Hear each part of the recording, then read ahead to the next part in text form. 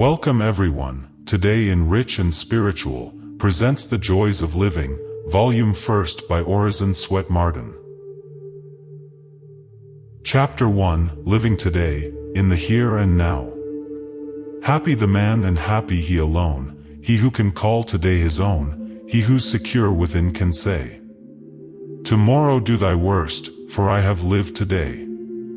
Signed Dryden. There never was a land so dear, but found its hallelujah here.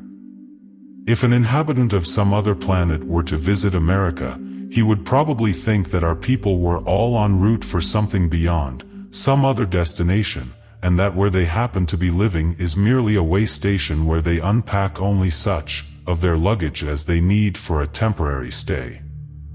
The visitor would find very few people actually living in the here and the now. He would find that most people's gaze is fixed upon something beyond, something to come. They are not really settled today, do not really live in the now, but they are sure they will live tomorrow or next year when business is better, their fortune greater, when they move into their new house, get their new furnishings, their new automobile, get rid of things that now annoy, and have everything around them to make them comfortable. Then they will be happy. But they are not really enjoying themselves today. Our eyes are so focused upon the future, upon some goal in the beyond, that we do not see the beauties and the glories all about us. Our eyes are not focused for the things near us, but those far away. We get so accustomed to living in our imagination and anticipation that we lose much of our power of enjoying the here and the now. We are living for tomorrow, and yet, when tomorrow comes it still will be tomorrow. We are like children chasing a rainbow. If we could only reach it, what delight! We spend our lives trading in futures, building air castles. We never believe that we have yet reached the years of our finest living, but we always feel sure that that ideal time of life is coming. Most of us are discontented, restless, nervous, and unhappy. There is a faraway look in our eyes, which shows that we are not content with today, that we are not really living here and now, that our minds are on something away beyond the present. The great majority of people think that the proper thing to do is to live almost anywhere except right here and now. Many people dwell on the past with its rich but lost opportunities, its splendid chances which they have let slip, and while they are doing this, they waste the precious present which seems of little account to them today, but which tomorrow will begin to take on a new value in their estimation. It is astonishing what new virtues and forces we are able to see and to develop in regretful retrospection, the moment these have passed beyond our reach. What splendid opportunities stand out after they have gone by. Oh, what could we not do with them if we had them back? Happiness for many people is marred by memories of unfortunate mistakes or bitter experiences in an unhappy past. To be happy one must learn to let go, to erase, to bury, to forget everything that is disagreeable, that calls up unpleasant memories. These things can do nothing for us but sap the very vitality which we need for correcting our mistakes and misfortunes. An old farmer was once asked at a meeting of the Agricultural Congress to give his opinion on the best slope of land for the raising of a particular kind of fruit. "It does not make so much difference," said the old man, "about the slope of the land as the slope of the man." Many a farmer who has the right slope makes a good living and gets a competence on very poor soil, while the farmer who does not slope the right way barely exists upon the richest soil. Happiness does not depend so much upon our being favorably environed as upon the slope of our mind. It is not enough to extract happiness from ideal conditions, anyone can do that. But it is the self-mastered, the self-poised soul who can get happiness out of the most inhospitable surroundings. Paradise is here or nowhere. You must take your joy with you or you will never find it. The trouble with us is that we expect too much from the great happenings, the unusual things, and we overlook the common flowers on the path of life, from which we might abstract sweets, comforts, delights. It is difficult for many people who are honestly striving to make the most of themselves to see how they can possibly get happiness out of their monotonous, humdrum vocations to which they are chained by necessity, or on account of those who are dependent upon them. These people would get a good lesson by studying the bees, who, every minute during the day of the honey season, are finding sweets in every weed, in poisonous flowers, in things in which we would never think of looking for anything good. If we are ever happy, it will be because we create happiness out of our environment with all its vexations, cares, and disheartening conditions. He who does not learn to create his happiness as he goes along, out of the day's work with all its trials, its antagonisms, its obstacles, with all its little annoyances, disappointments, has missed the great life secret.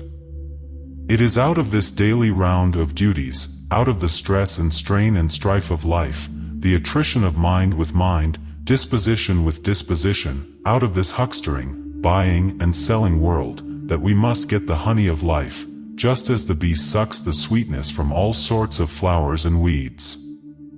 The whole world is full of unworked joy mines.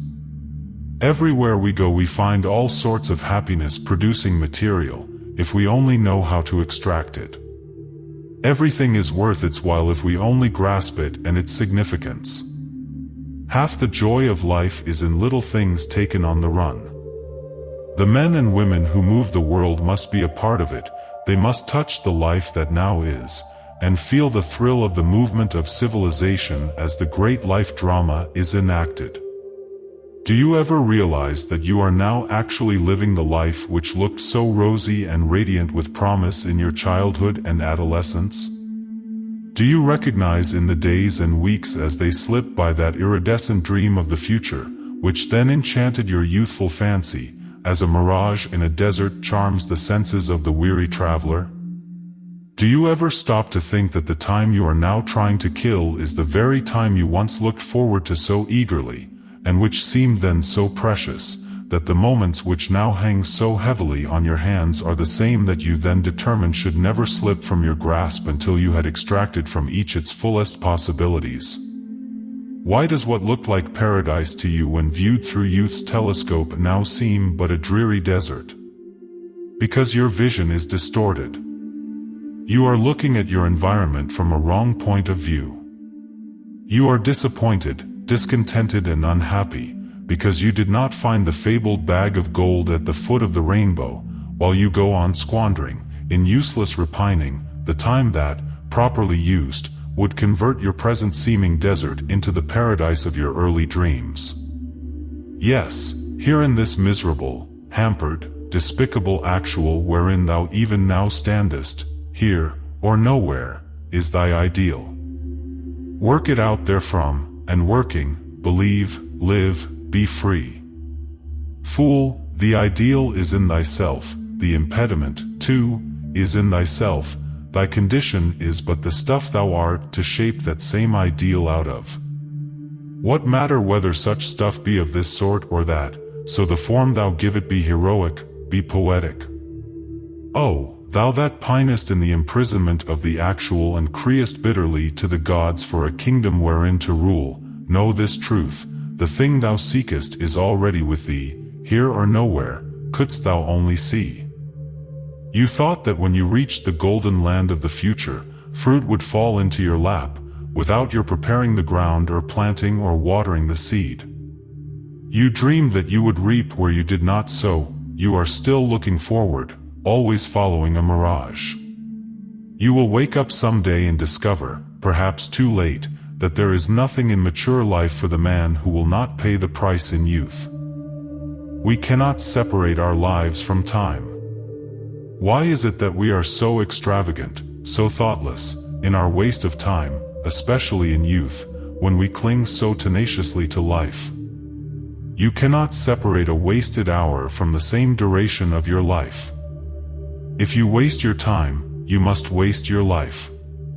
If you improve your time, you cannot help improving your life. How few people ever see the identity between their life and time. They seem to think they can waste time in all sorts of foolish ways, and even in dissipation, without wasting the life, but the two are inseparable. Remember that when you throw away an evening or a day, or do infinitely worse than throw it away by indulging in pleasures which demoralize and tend to deteriorate your character and to form vicious habits, you are deliberately flinging away a part of your very life, and that when you grow old you would give anything to redeem the precious time you have squandered. There is only one way really to live, and that is to start out every morning with a firm resolution to get the most out of that day, to five it to the full. No matter what happens or does not happen, what comes or does not come, resolve that you will extract from every experience of the day something of good, something that will make you wiser and show you how to make fewer mistakes tomorrow. Say to yourself, this day I begin a new life. I will forget everything in the past that caused me pain, grief, or disgrace. I once knew a mother who, after death had taken away every one of her children, her husband and nearly all her relatives, prayed that death might relieve her from her awful suffering, but after a few years she was cheerful and happy again, consoled in helping others. The world did not seem so black, and life such a failure as she thought it would be. There were too many who needed her mothering. Nature is marvelously kind to us. She is a great physician. She puts the healing balm of Gilead on all our wounds, and cures our mental ills in a wonderful way. If it were not for this great healing potency of nature, the world would be funereal enough, for there are few of us who have not been borne down very close to the sorrow of death. Resolve every morning that you will get the most out of that day, not of some day in the future, when you are better off, when you have a family, when your children are grown up, when you have overcome your difficulties. You never will overcome them all. You will never be able to eliminate all the things which annoy, trouble, and cause friction in your life. You will never get rid of all the little enemies of your happiness, the 101 little annoyances, but you can make the most of things as they are. The reason why our lives are so lean and poverty-stricken, so disappointing and ineffective, is because we do not really live in the day, we do not concentrate our energy, our ambition, our attention, our enthusiasm, upon the day we are living. Resolve to enjoy yourself today. Enjoy today, and do not let the hideous shadows of tomorrow, the forebodings, and the things you dread, rob you of what is yours today, your inalienable right to be happy today. Just have a little heart-to-heart talk with yourself every morning, and say, it does not matter what comes or what goes today, what happens or what does not happen, there is one thing of which I am sure, and that is, I am going to get the most possible out of the day. I am not going to allow anything to rob me of my happiness, or of my right to live this day from beginning to end, and not merely to exist. I do not care what comes, I shall not allow any annoyance, any happening, any circumstances which may cross my path today, to rob me of my peace of mind. I will not be unhappy today, no matter what occurs. I am going to enjoy the day to its full, live the day completely. This day shall be a complete day in my life. I shall not allow the enemies of my happiness to mar it. No misfortune in the past, nothing which has happened to me in days gone by, which has been disagreeable or tragic, no enemies of my happiness or efficiency, shall be a guest in my spirit's sacred enclosure today. Only happy thoughts, joy thoughts, only the friends of my peace, comfort, happiness, and success, shall find entertainment in my soul this day. None of my enemies shall gain admittance to scrawl their hideous autographs on the walls of my mind. There shall be no admittance today, except to the friends of my best moods. I will tear down the black, sable pictures and hang pictures of joy and gladness, of things which will encourage, cheer, and increase my power. Everything which ever handicapped my life, which has made me uncomfortable and unhappy, shall be expelled, at least for this day. So that when night comes I can say, I have lived today. A clean, new, optimistic start like this, every morning, will very quickly revolutionize one's outlook upon life and increase one's power tremendously. It is just a question of mastering the brain, of forming new thought tracts in the soft brain tissue, making a path for a new happiness habit. Why should you make yourself miserable by living in the past, by dwelling upon your past mistakes, regretting your failure to seize the opportunities which you think would have made you rich, or blaming yourself for things that have injured you? I have never known a person to accomplish anything worthwhile who was always lashing himself, criticizing his past and lamenting blunders, mistakes, and other things that had already happened. It will require every bit of energy you can muster to make your life a success anyway, and you certainly cannot focus your mind on the present with that vigor that accomplishes things and you are thinking or living in the past. Every bit of force which you expend upon the things which you cannot change is not only thrown away, but you have so much less to make your future a success, and so compensate for your unfortunate mistakes. Every particle of force spent in regret is worse than wasted. It does not matter how unfortunate or how black the past has been, it should and can be outlived. Haul down those black, threatening, deplorable pictures in the mind. They only discourage and incapacitate you from doing good work in the present. Drop from memory the unfortunate error of judgment, forget the unhappy experience, no matter how much it has humiliated or handicapped you. Put your blunders out of mind and resolve to do better in the future. Nothing is more foolish, nothing more wicked, than to drag the skeletons of the past, the hideous images, the foolish deeds, the unfortunate experiences of yesterday into today's work to mar and spoil it. There are plenty of people who have been failures up to the present moment, who could do wonders in the future if they only could forget the past, if they only had the ability to cut it off, to close the door on it forever and start anew. However unfortunate your past has been, forget it. If it throws a shadow upon the present, or causes melancholy or despondency, if there is nothing in it which helps you, there is not a single reason why you should retain it in your memory, and there are 1,000 reasons why you should bury it so deeply that it can never be resurrected. One of the silliest, most inane tasks any human being is ever guilty of undertaking is that of trying to modify, to change, the unchangeable.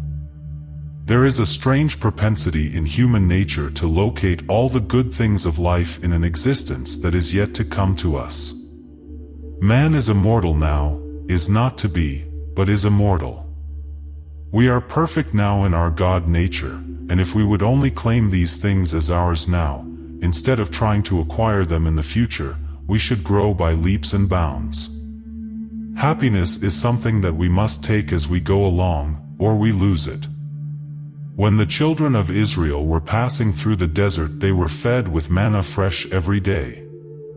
Some of the people did not have faith enough to trust the Lord to feed them every day, and so they tried to store up some of this manna for future use, but it spoiled. This taught the Israelites a lesson of faith. They could not keep the manna for the future, they must trust the great giver of all good. They must have faith that he would feed them every day. Our happiness is like this manna. We must gather it anew every day we live. Everywhere we see people who have tried to store up what was intended for their daily happiness, as manna for the future. But they are surprised to find that it has spoiled, evaporated, would not keep, that it must be used as we go along. We must use happiness when fresh, like fresh plucked flowers. There are a great many things, such as good impulses, which are good for today, but not for tomorrow. How many people delay the kindness, the expression of love, until the person is dead, beyond their reach, and then try to atone for a neglected past by flowers and tears at the funeral. Today is the day to say the kind word that springs to your lips, to obey the generous impulse that stirs your heart. These people who haunt your mind, and whom you promise yourself that you will help sometime, need your help now, and you can give it more readily now than at any other time. Every tomorrow has, in addition to its own cares and duties, all those which were neglected in the past, while its opportunities and possibilities are no greater than were those of yesterday. What makes you think that you are going to do wonderful things tomorrow when today seems so commonplace, so void of opportunity? Why does today look so prosy, tomorrow so rosy, so poetic? What reason have you to believe that you are going to be ideally happy and harmonious, unselfish and helpful at some indefinite time in the future, when today you are irritable and selfish, uncharitable and unhappy? How is it that in some distant future you expect to get so much time to write letters to your friends and to those who are sick and discouraged, and also to devote to self-improvement, to broadening your mind, when you can find no time for these things today? What is there in tomorrow that can work such magic of improvement upon today? Why do you feel that you are going to be so generous tomorrow when you are so stingy and narrow today?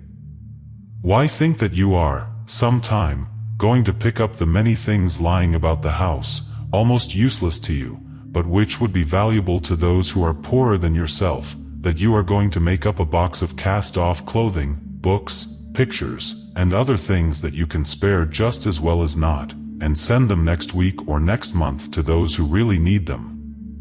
You have not done it in the past. Why delude yourself into thinking that you will do it in the future? How many people, not through stinginess but from sheer thoughtlessness and ignorance of the needs of others, stow things away in cellar or attic that might help to open the way to a great future for some poor boy or girl? Go up to your attic today, look in your trunks and about your house and see how many things are lying around that you can not only dispense with, but which are really in your way, that would bring a measure of comfort and happiness to others less fortunate than yourself. Look over your old clothing and pick out the articles that you will never wear again, but which would prove a real godsend to some poor girls out of employment or who have so many depending upon them that they cannot afford to buy necessary clothing for themselves. Do not keep those things until they become useless, thinking you may need them sometime. Let them do good now, pass them along today. They have served your turn. Let them be messengers of good cheer, evidences of your love and thoughtfulness of others. Do not be selfish, at least with the things that you can spare. Do not hoard them, thinking that you may want them later.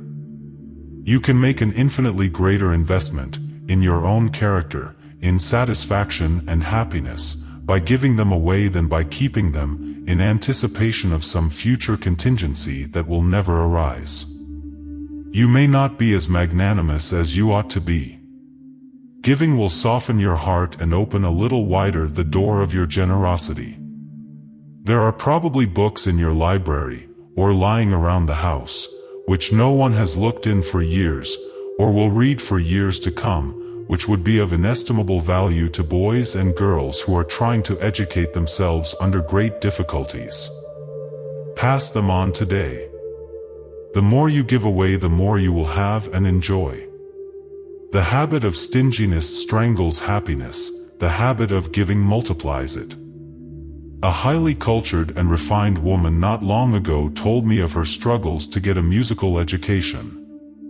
She was so poor that for a long time she could not afford to hire any kind of an instrument, and used to practice for hours daily on a piano keyboard which she had marked on a sheet of brown paper. While struggling to get along in this way, she was invited to a dinner at the home of a wealthy family. After dinner she was shown over the house by her hostess, who took her from kitchen to attic. "And there," says the lady, "in the attic, I saw stored away an old piano, which I would have given anything I had in the world to have possessed. I would have been glad to have walked a long distance every day for the privilege of practicing on it. I cared nothing for the sumptuous dinner, the handsome furniture, the beautiful pictures, and evidences of luxury on every hand, but that old piano, lying unused in the attic, haunted me. It would have opened the door to paradise for me, yet I dared not ask for it. There are hundreds of poor girls in this country struggling to get a musical education today who cannot afford any kind of a piano. Why not give your superfluous piano or organ to some struggler? No one is so poor that he cannot give something to enrich another, every day of his life. He who hoards his joys to make them more is like the man who said, "I will keep my grain from mice and birds, and neither the ground or the mill shall have it." What fools are they who throw away upon the earth whole handfuls? Give, give, give now, today. Help yourself to grow larger, broader, happier, more useful to humanity as the years go by. Many a man defers his happiness until he gets rich. Then he is surprised to find that his manna is spoiled, that he should have eaten it when first given. Deferred happiness and the deferred good deed do not keep. Everyone should start out with a tacit understanding with himself that whatever comes to him, or does not come, that whether he is successful in his particular undertaking or unsuccessful, he will at least be happy as he goes along, that he will not allow anything to rob him of the enjoyment which ought to come to everyone each day. He should resolve that he will not allow any little accident or incident, or any conditions, however trying, to interrupt the natural flow of his sense of well-being, comfort, and happiness. Remember that yesterday is dead. Tomorrow is not yet born. The only time that belongs to you is the passing moment. One might liken the 60 minutes in the hour to flowers, that live for only 60 seconds and then die. If we get the good that belongs to us here and now, we must extract the sweetness of each passing minute while it is ours. That is the real art of living in the today. Chapter 2: A Professional at Living. He who is his own monarch contentedly sways the scepter of himself, not envying the glory to crowned heads of the earth. Signed, Sir Thomas Browne. Is it not a strange thing that while we ought to make a profession of living, most of us are not even amateurs in this art of arts? We never learn the business of real living. We become specialists in our profession or our business, but in right living, which makes or mars the happiness of life, we never become experts. We know next to nothing about the human machine, which holds the secret of all our success and happiness. We pay much less attention to it than we do to our business mechanism. The human machine is the only medium by which the soul and the mind connect with the material world, and this marvelous mechanism, this temple beautiful, should be kept in the superbest condition, for whatever mars it mars the soul's expression. In our present system of education we are taught nearly everything except the very thing that we ought to know most about, the art of living. The schools and colleges teach scores of things that we never use directly in practical life, but scarcely a word about our marvelous human mechanism, and many a college graduate cannot even locate or describe the vital organs upon which his very life and welfare depend. He may know a lot about dead languages which he will never use, he may know much about the earth, about history, politics, philosophy, and sociology, but about his human machine, this marvelous mechanism which means more to him than anything else in the world, he has been taught practically nothing. The art of living is more important to man than anything else, and yet he goes through life using the human machine, ignorant of its construction, though it is a million times more delicate and requires infinitely finer adjustment and more expert attention than any other mechanism in the world. What would you think of a man who would buy the finest and most expensive automobile on the market and put it in charge of a man who had never seen such a vehicle in his life, and who knew absolutely nothing about it, and then, with his family, start out for a tour of the world? To become an expert chauffeur, a man must know how to take an automobile to pieces and put it together. He must be familiar with every part of the mechanism, must know the functions of each in its relation to the whole, because precious lives depend upon his knowledge, his skill, and his expertness. But what does the average person know about this marvelous human machine, so delicately adjusted that every one of the billion of cells composing it is modified by each thought and each mood that passes through the mind? A professional at living would not mar his day's run of the human machine, as most of us do, would not impair its marvelous expression, its output, by overeating or undereating, or by irregular living. He would not allow himself to be crippled for days by burning out its delicate brain and nerve cells with the fires of hot temper, by shocks of hatred, jealousy, fear, or worry. Instead, he would protect this marvelously delicate and sensitive mechanism from its multitude of physical and mental enemies. What a pity that people do not know the science of human engineering, of training and running the human machine so that there will be the least possible friction, the science of making the most of everything in the environment, of grinding everything into material for life's great masterpiece, just as Michelangelo ground every experience of life into paint for his great masterpieces.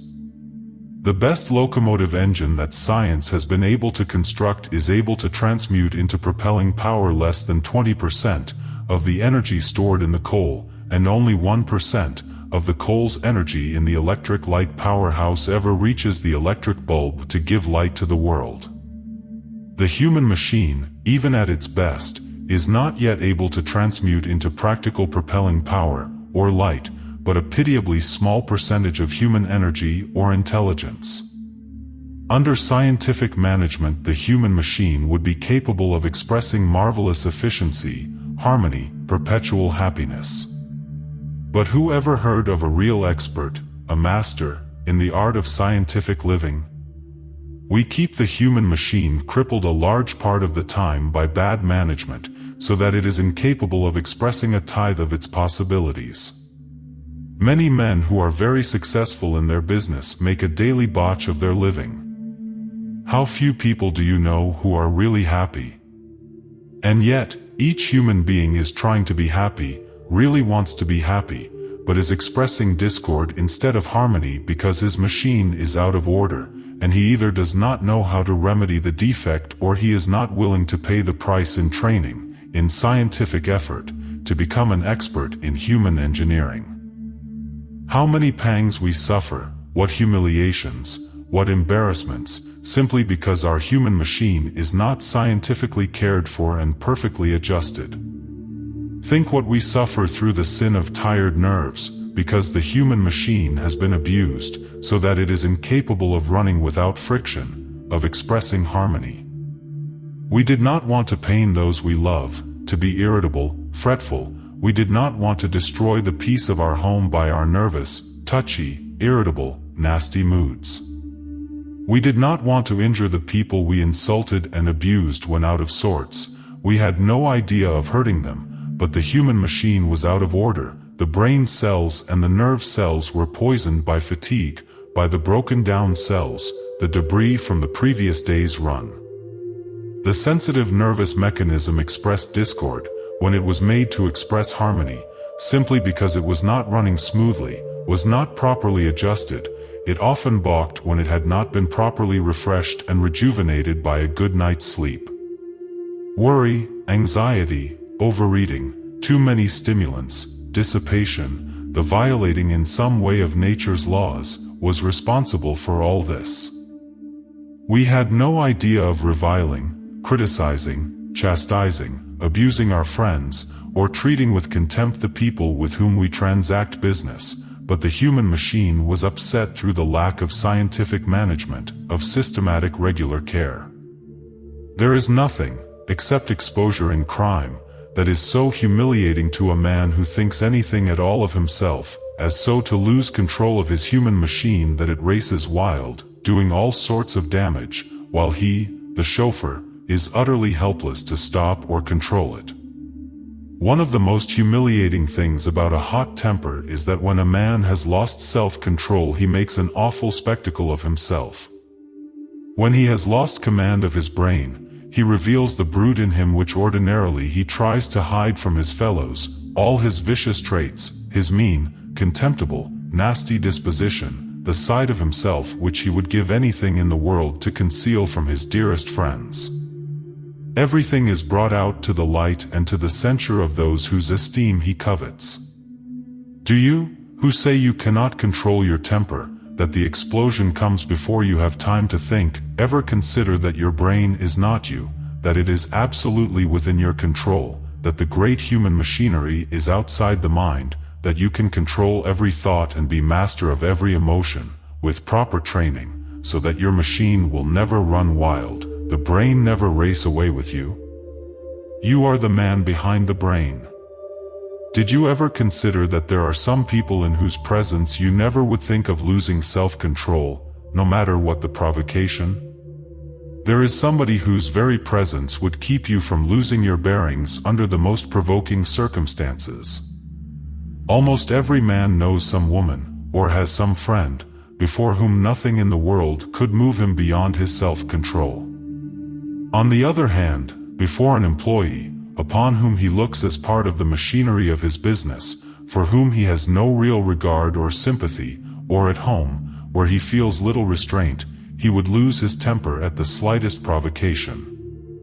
This proves that we can control ourselves to an infinitely greater extent than we seem to think. The most explosive tempered person would not show anger at a reception or dinner to distinguished persons, no matter what the fancied insult might be. He would not think of such a thing. If we had the proper regard for everyone, if we respected even the humblest human being, as we ought to, and respected ourselves sufficiently, we should have little trouble in controlling ourselves. The majority of people carry in their minds and in their hearts grudges, jealousy, envy, antipathies, prejudices, which, although not very pronounced in their expression, are festering within and poisoning the inner life. Just think what a revolution would come into our entire lives if we were even careful about the tone of our voices. You can use the sweetest and most endearing language possible to a dog in a tone of voice that will frighten him out of his wits and make him unhappy for hours.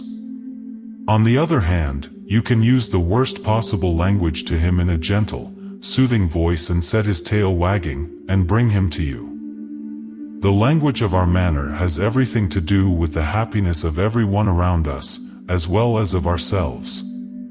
Throw a bone at a dog and he will take it, and run away from you with his tail between his legs, without the slightest expression of gratitude, but call him to you in a gentle tone, and let him take the bone out of your hand, and he will show his gratitude.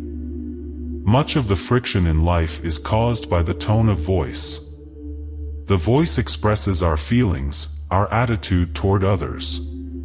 The discordant tone, which expresses antagonism and an uncongenial mental attitude, is trying. Even the mechanical lowering of the voice, as you feel the hot blood rushing through your veins when angry, will tend to allay your passion. We know how angry children will work themselves up to a perfect rage by screaming and yelling when things go wrong. The louder they scream, the more they yell, the madder they get, until they sometimes become hysterical. Their own angry tone feeds the fire of passion, whereas a low tone, a gentle tone would help to extinguish the brain fire. How much unhappiness in the home would be avoided if all the members of the family could agree never to raise their voices? If fault-finding, censorious husbands would only instead read aloud in the magic book of endearing words, in an appealing voice, when they were trying to get something which would mean everything to them, if they would adopt in the married life the same methods as during courtship, when they were eager to win the object of their affection. The sarcastic, cutting, resentful, discordant tone of voice is responsible for a large part of the unhappiness not only in the home, but also in business, and in society. Small natures who fret and stew and allow themselves to be annoyed and hampered by petty things, show by these earmarks that they are not big enough to command the situation, that they are not able to cope with conditions and preserve harmony. Their irritable ways indicate that they are out of harmony with their environment, that they hold the wrong attitude towards it, and hence they cannot be masters of the situation, but are its victims. People who are inclined to lose their temper, to fly into a passion at the slightest provocation, little realize that if they permit many of these conflagrations, the nerve cells will burn out the short circuits from constantly crossing the wires, injuring the fine, delicate mechanism of the brain, and after a while that they will lose the power of self-control, and be unable to restrain themselves. They will become hair-triggered and explode automatically. There is no more humiliating spectacle than the exhibition of a man's meanest and most contemptible and most brutal qualities when in anger. At such a time reason is strangled. Wisdom hides her head in shame, good sense and good judgment get down off the throne, and the beast vaults upon the royal seat and anarchy rules throughout the mental kingdom. After you have passed through such a passion fire, you feel that something precious has been burned out of your life. Your self-respect, your dignity, have been scorched in the conflagration. I once saw a child in a perfect rage of passion taken before a mirror, and he was so ashamed and chagrined at the awful spectacle that he stopped crying. If adults could only see themselves when they are burning up with passion, when the conflagration is raging through their brain, and tearing their nervous system to tatters, when the beast looks out of the eyes, it would seem as though they could never again be induced to make such spectacles of themselves. The consciousness that you yourself are a power back of the brain, that you are in charge of the human machine, is a wonderful aid to self-control. The story is told of an elderly woman who went to a photographer's to have her picture taken. She was seated before the camera wearing the same stern, hard, forbidding look that had made her an object of fear to the children living in the neighborhood, when the photographer, thrusting his head out from the black cloth, said suddenly, "Brighten the eyes a little." She tried, but the dull and heavy look still lingered. "Look a little pleasanter," said the photographer, in an unimpassioned but confident and commanding voice. "See here," the woman retorted sharply, "if you think that an old woman who is dull can look bright, that one who feels cross can become pleasant every time she is told to, you don't know anything about human nature. It takes something from the outside to brighten one up." "Oh, no, it doesn't, it's something you can work from the inside." "Try it again," said the photographer, good-naturedly. His tone and manner inspired faith, and she tried again, this time with better success. "That's good, that's fine, you look 20 years younger," exclaimed the artist, as he caught the transient glow that illuminated the faded face. She went home with a queer feeling in her heart. It was the first compliment she had received since her husband had passed away, and it left a pleasant memory. When she reached her little cottage, she looked long in the glass. "There may be something in it," she said. "But I'll wait and see the picture." When the photograph came, it was like a resurrection. The face seemed alive with the lost fires of youth. She gazed long and earnestly, then said in a clear, firm voice, "If I could do it once, I can do it again." Approaching the little mirror above her bureau, "Brighten up, Catherine," she said, and the old light flashed up once more. "Look a little pleasanter," she commanded, and a calm and radiant smile diffused itself over her face. Her neighbors soon remarked the change that had come over her. "Why, Mrs. A, you are getting young. How do you manage it? It is all done from the inside. You just brighten up inside and feel pleasant." No one can be really happy or successful unless he is master of his moods, unless he becomes an expert in running his human machine and keeps it mentally and physically always in superb condition. Everything depends upon the machine. Of course, a complicated machine may do remarkable things, even with the sand grinding out its delicate bearings, and though not properly cared for or lubricated, but the same machine would do wonders and would last infinitely longer, if it were kept in perfect condition, perfectly adjusted. A watch keeps accurate time not merely because it has a faultless mainspring, a superb balance wheel or hairspring. Perfect time does not come from any one part of the watch, but is the result of the action and absolute adjustment and symmetrical relation of the scores of wheels, bearings, springs. If the watch were absolutely perfect, barring one imperfect cog of one of the tiniest wheels, this imperfection would defeat the ends of the watchmaker. Not only must every little screw or pin, every individual cog, add its perfection to the perfect whole, but all of the parts must also be correlated so as to produce harmony. Health to the body is what time is to the watch. It is the perfect time of the body, the harmonious relation and interrelation of all the parts. The slightest imperfection anywhere would throw the whole body out of harmony. Well-developed muscles, capacious lungs, a perfect liver, do not necessarily constitute health. Perfect health is the result of the harmonious action of all the organs of the body. Health of the moral nature results from the harmonious action of all the moral faculties. A moral chronometer cannot keep perfect time with a defective part anywhere. Power and happiness come from the harmonious, symmetrical development and expert operation of the human machine.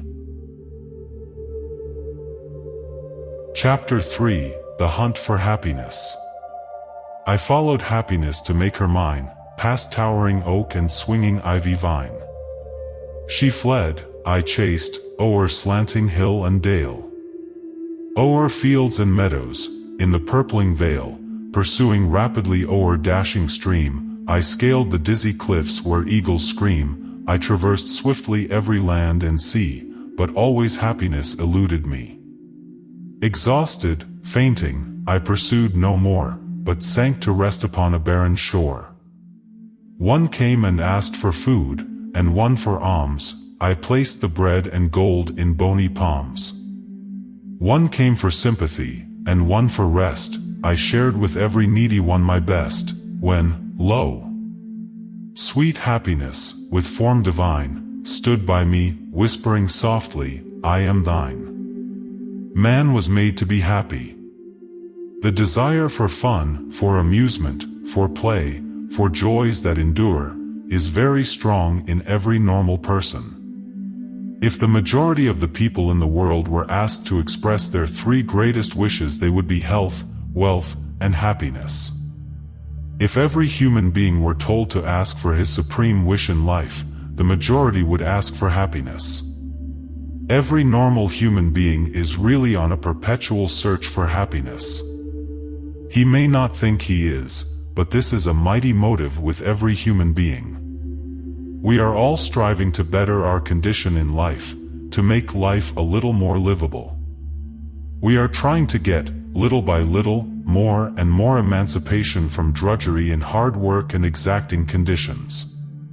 And yet, while the entire human race has been hunting for happiness from the dawn of history, how few have ever found it or have much of an idea what it is.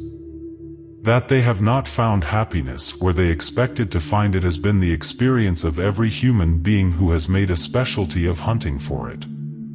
Happiness is not gained that way. It is the product of a deed and not to be found by hunting, as sportsmen hunt for wild animals. Real happiness is so simple that most people do not recognize it. It is derived from the simplest, the quietest, the most unpretentious things in the world. Happiness does not abide with low ideals, with selfishness, idleness, and discord. It is a friend of harmony, of truth, of beauty, of affection, of simplicity. Multitudes of men have made fortunes, but have murdered their capacity for enjoyment in the process. How often we hear the remark, "He has the money, but cannot enjoy it." Some folks try so hard to be happy in this world they gets miserable tryin'. Happiness is a lose war, you ain't lookin' for it. Who seeks happiness selfishly will never taste the blissful satisfaction which comes from the unqualified approval of an act. Happiness always eludes the selfish seeker. Selfishness and happiness cannot live together. No human being, however rich, has ever found happiness by selfish seeking, for selfishness is not an ingredient in any of the enduring satisfactions of life. No man can be satisfied with a selfish act, for it violates the very law of his being. We inwardly despise ourselves for every selfish act. Those who are capable of the highest, most disinterested appreciation find the most in life to enjoy. The habit of learning to appreciate to the utmost every situation in life adds wonderfully to the sum total of one's happiness. But many people are incapable of real happiness because they never learn to appreciate anything except that which appeals to their own comfort, pleasure, or appetite. People who are always thinking of themselves, who are always trying to find something which will make them happy, some indulgence which will gratify their selfish cravings, are always disappointed seekers. Happiness was born a twin, and only he who seeks another's good, another's welfare, another's happiness, can find his own. A man can have no greater delusion than that he can spend the best years of his life coining all of his energies into dollars, neglecting his home, sacrificing friendships, self-improvement, and everything else that is really worthwhile, for money, and yet find happiness at the end. If a man coins his ability, his opportunities, into dollars, and neglects the cultivation of the only faculties which are capable of appreciating the highest happiness during all the years he is accumulating wealth, he cannot effectively revive these atrophied brain cells. His enjoyment, after he makes his money, must come from the exercise of the same faculties which he has employed in making it. He cannot undo the results of a life habit after he retires from business. If you have not kept alive your ability to appreciate the beautiful, the good, and the true, you will be as surprised to find that it has left you as Darwin was when, in middle life, he discovered all at once that he had lost his power to appreciate Shakespeare and music. Many men purchase the means of enjoyment at the cost of the power to enjoy. They murder the capacity for happiness while purchasing the means for happiness itself. Even the criminal thinks that his crime will improve his condition, that the theft will enrich him, or that he will get rid of an enemy that stands in the way of his happiness when he commits manslaughter. No man can be happy when he despises his own acts, when he has any consciousness of wrong, whether of motive or act. No man can be happy when he harbors thoughts of revenge, jealousy, envy, or hatred. He must have a clean heart and a clean conscience, or no amount of money or excitement can make him truly happy. With the sense of having done right, men have been known to be happy amid the most adverse circumstances. Without that sense, men have been known to be most miserable with every worldly want supplied. Fouquier Tinville, the prosecutor of the Revolutionary Committee in France during the Reign of Terror, claimed to find great pleasure in watching the execution of the beautiful, the brave, the young, the noble, the aged. It is said that during the trials a prisoner's acquittal made Tinville very unhappy, his condemnation happy. He used to find his relaxation from fatigue in his office, in watching the execution of his unfortunate victims. That spectacle, he said, did give me pleasure. One man finds his pleasure in that which debauches, and which makes him ashamed and disgusted the next day. Another finds his greatest pleasure in helping the unfortunate out of trouble. We had such a good time. Or such a happy day. Often we hear this remark from people after they have returned from some place where they went seeking enjoyment. We hear this expression from all sorts of people, but it scarcely means the same thing in any two instances. The word, happy, without indicating the quality of the happiness, does not mean much. We may not recognize our motives, but we are all trying to better ourselves, to get a little more comfort, a little easier position, a little more happiness, a little more out of life than we have been getting. Real happiness, however, is not titillation of the nervous system. It does not come from eating, drinking, seeing, or hearing. It does not come from the gratification of desires or of possession.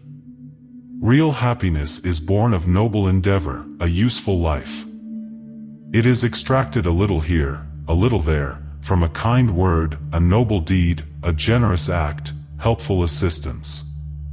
We get a little bit of it from every right thought, from every kind word or deed, and it cannot be found anywhere else. Happiness, it has been said, is a mosaic composed of very little stones. Each taken singly is of little value, but when all are grouped together, combined and set, they form a pleasing and graceful whole, a costly jewel. Remember, Mr. Happiness Chaser, that wherever you go for happiness, you will only find what you take with you yourself. Your happiness can never be outside of yourself, and it must be bounded by your own limitations. Your ability to appreciate and enjoy will mark the bounds of your happiness.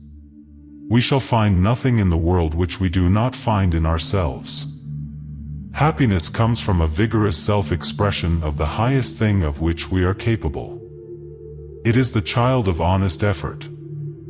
Notwithstanding, the whole philosophy of the Bible tends to emphasize the fact that the kingdom of heaven is within man, yet, in all times, the great majority of people have been hunting for the kingdom of heaven that is without, not within themselves at all. People spend their lives trying to gain this kingdom in material things, in money, in houses and lands, in food and drink and clothes, in having a good time.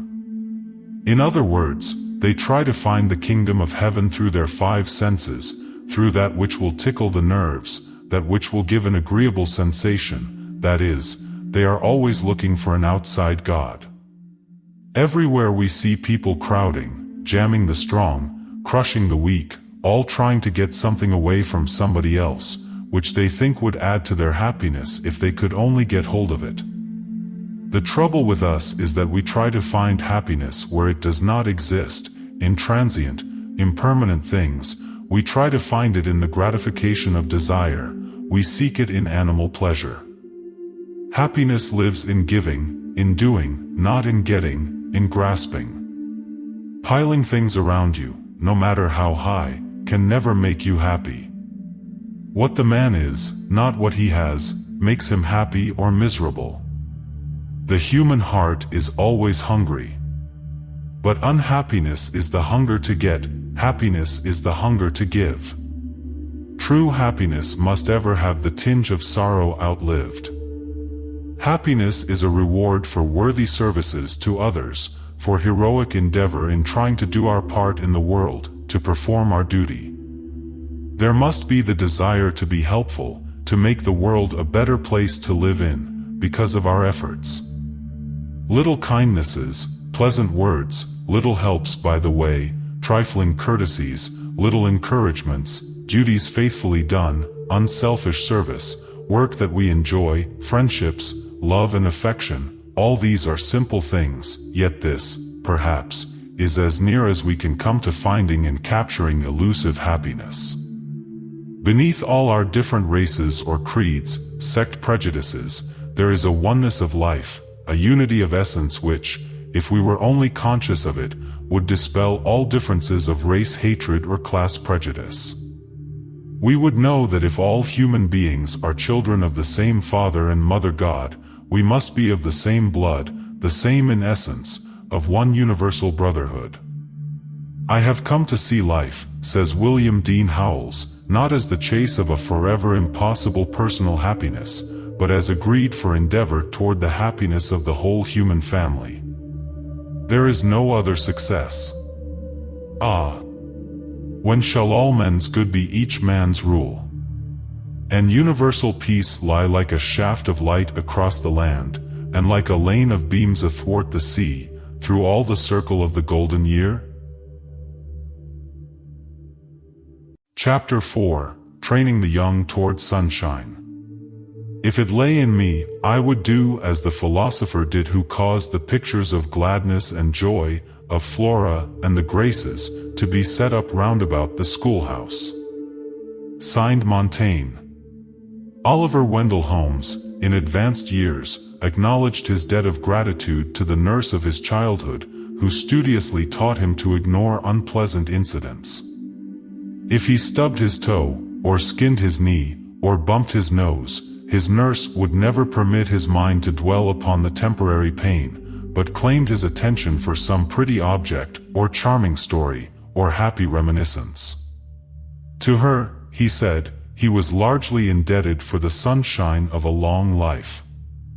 It is a lesson which is easily mastered in childhood, but seldom to be learned in middle life, and never in old age.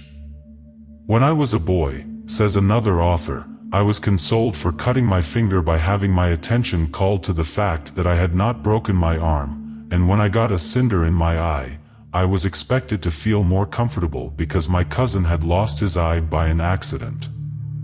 I cannot but think, says John Lubbock, that the world would be better and brighter if our teachers would dwell on the duty of happiness as well as on the happiness of duty.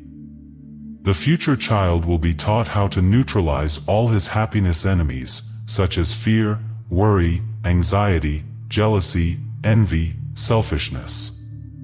He will be taught that nothing will change a lovely character to one that is hideous, a sweet to a sour one as quickly as the habit of holding hateful, revengeful, envious thoughts, that he cannot develop a lovable disposition while holding uncharitable thoughts.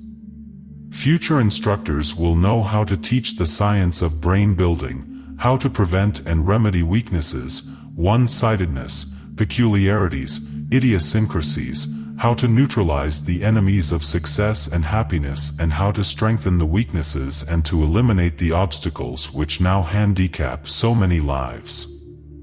I understand that Dr. Paul Valentine has started a school of happiness in London. There is certainly nothing else in this world that is more needed than the training of people, and especially children, in the art of happiness, the art which every human being is trying to practice. But what terrible botches most of us make of this art. If people were properly trained from infancy, it would be as easy for them to be happy as it is now to be unhappy. It is just as simple to train the mind of a child towards happiness, to teach a child to look towards the sunny side of life, as it is to train it towards the dark and gloomy side. The time will come when the child will be trained from the cradle to the grave to the habit of happiness. His mind will be so trained that happiness will be as natural to him as his breath. It will not be regarded as a side issue in life, but as one of the main objects because one's whole welfare is so seriously affected by it. In the future the child will be shown that his efficiency, his success in life, his longevity, his influence, his power in the world, will be very largely dependent upon his happiness, his mental harmony.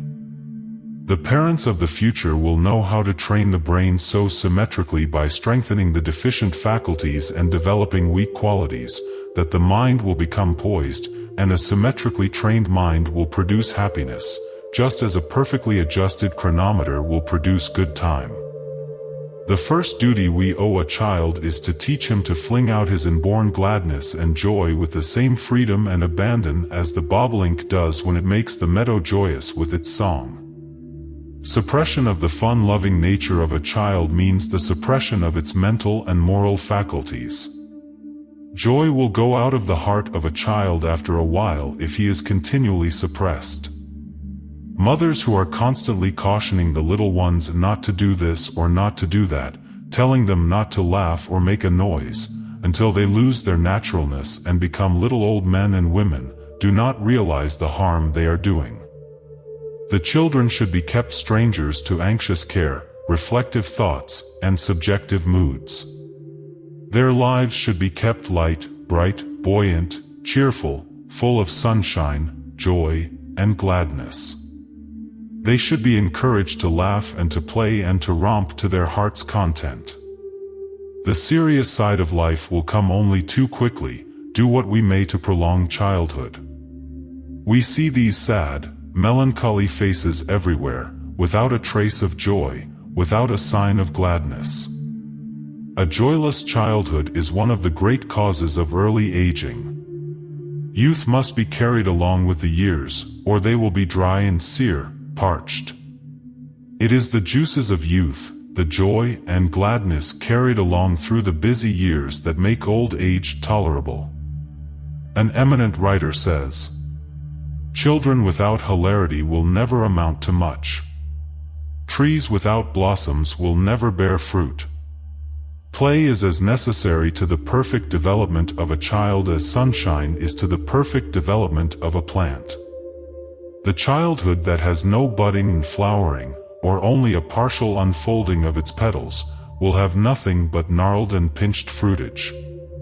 The necessity for play in the very beginning of a child's development is shown by the fact that the instinct to play is so strong in all young life, including the entire animal kingdom. A happy childhood is an imperative preparation for a happy maturity. The disposition, the cast of mind, the whole life tendencies are fixed in childhood. An early habit of cheerfulness, the fun-loving habit, has a powerful influence over the mature man and his career. The child that has been trained to be happy, that has been allowed free expression to his fun-loving nature, will not have a sad or gloomy disposition. Much of the morbid mentality which we see everywhere is due to stifled childhood. The very fact that the instinct to play, that the love of fun is so imperious in the child, shows a great necessity in his nature which, if suppressed, will leave a famine in his life. A sunny, joyous, happy childhood is to the individual what a rich soil and genial sun are to the young plant. If the early conditions are not favorable, the plant starves and becomes stunted, and the results cannot be corrected in the later tree. It is now or never with the plant. This is true with the human plant also. A starved, suppressed, stunted childhood makes a dwarfed man. A joyful, happy, fun-loving environment develops powers, resources, and possibilities which would remain latent in a cold, dull, repressing atmosphere. Everywhere we see men and women discontented and unhappy, because there was no play in their early lives, and when the young clay had hardened it would not respond to a larger environment. Can anything be more incongruous on this glorious, glad earth, than the picture of a worrying child, a child with a sad face, a human rosebud blighted before it has a chance to open up its petals, and fling out its beauty and fragrance? Somebody has sinned and is responsible for this blight, this blasting of promise, this chilling of hope, this strangling of possibility.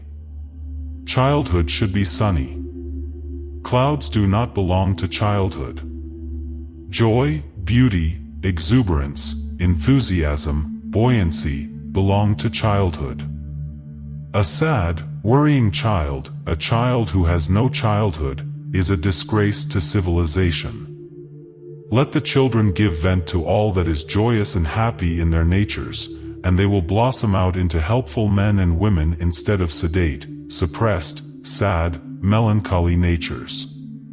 Spontaneity, buoyancy, the bubbling over of animal spirits are worth everything in one's education.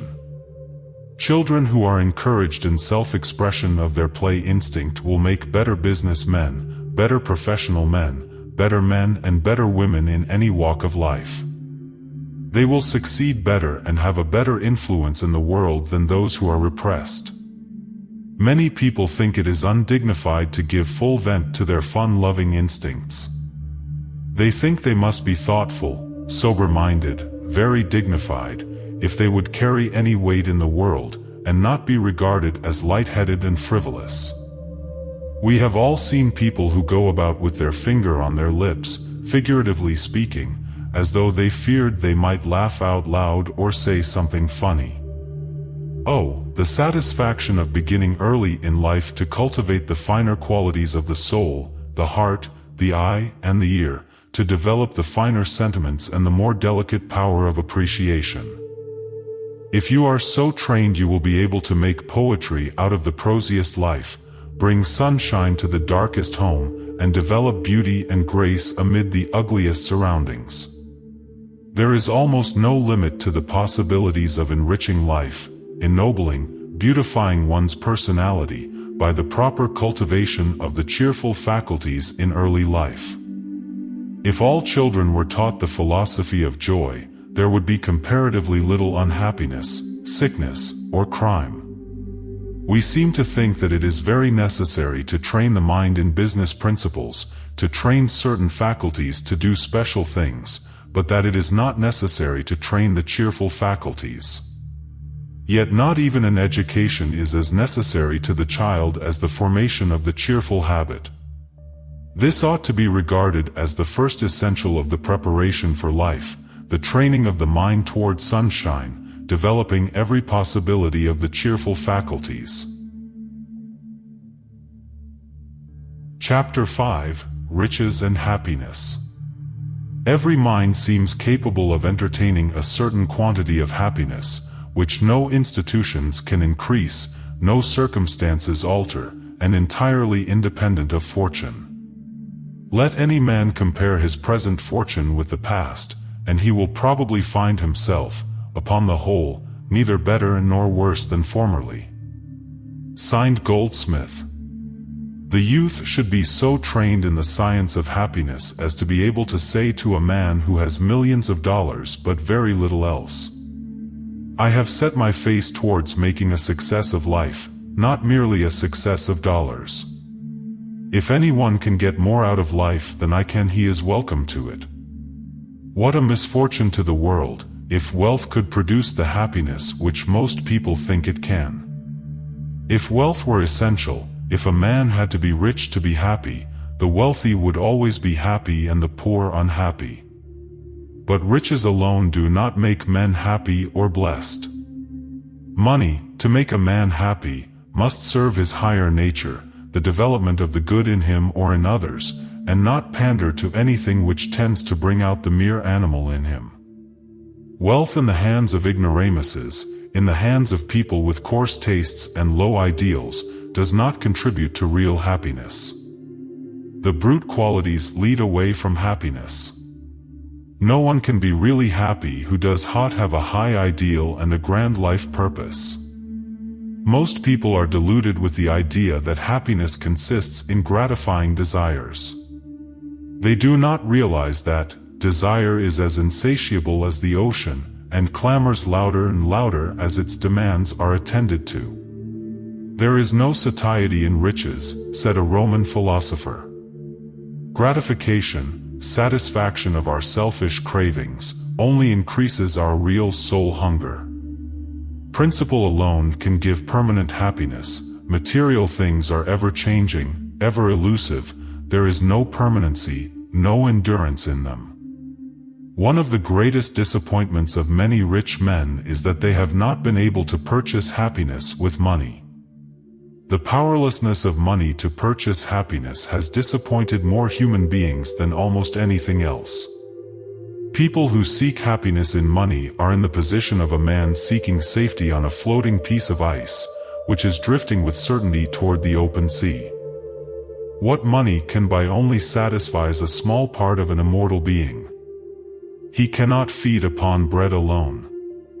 We all know people who have never amassed riches but who have built up a magnificent bulwark of character, a superb personality, who have never won millions but have become millionaires of character, have accumulated untold riches in priceless friendships, and have been enshrined in a multitude of loving hearts.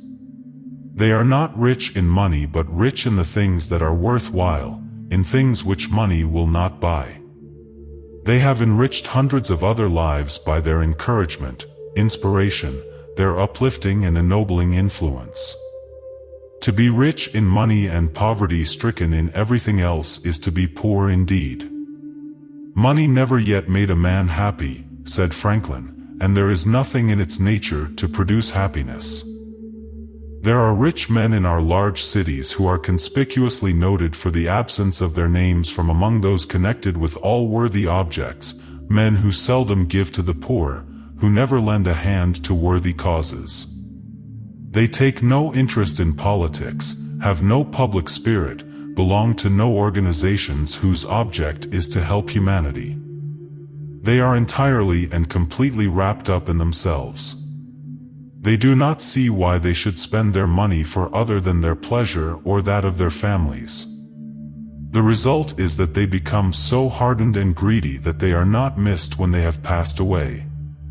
Is it not strange that when we have had so many experiences with the things that make us happy, such as good hard work, a right aim, kindness and helpfulness to others, courtesy, consideration, and appreciation, that we put so much emphasis on mere money wealth, and do not cultivate these things which give us such a feeling of satisfaction?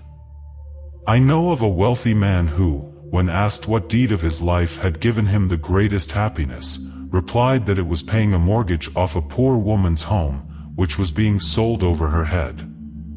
The probabilities are that this man had expected to find infinitely greater happiness in money-making, in trying to manufacture and sell more goods than his competitors, but in helping to save the home of a poor woman he had gained greater joy and satisfaction than in any experience of his business career. Some of the richest minds I have ever met have belonged to people who had very little of this world's goods. But they had wealth which no money can buy, no envy purchase. After George Pullman became a multimillionaire, he testified, "I am not an iota happier now than I was in the days when I had not a dollar in the world I could call my own, save that which I worked for from sunny morn to dewy eve. I believe I was as happy, if not much happier, when poor." Riches are all vanity and vexation of spirit, said Russell Sage. Men of such vast fortunes ought to be authority on this question, and yet the great struggle of the thousands is to acquire riches. Why should the fact that other people have more than I take the value out of what I have? Why should I enjoy mine less because somebody else has more? Why should I depreciate myself and bow and scrape to the people who have managed to rake together a huge pile of vulgar dollars? Is the dollar the measure of the things that are worthwhile? Is the dollar pile greater than the man?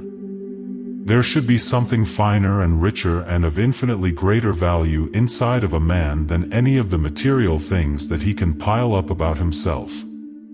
If we concentrate upon greed, if our mental attitude is always fixed upon the money-making game and our own selfish interests, there is nothing in our thoughts to make happiness ours.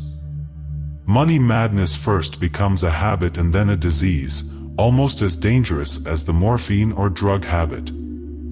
The opium fiend loses his sense of moral obligation, loses his appreciation of truth and of duty, and develops a marvelous cunning for procuring that which will satisfy his drug craving. Just so the money germ disease tends to kill one's sense of obligation to his fellow men, develops a colossal selfishness and brutal greed, which are abnormal. Human beings starve and pinch their lives and stunt their growth by their wrong attitudes toward life. They kill every joy and blight their happiness by their own envy, jealousy, and false ambition.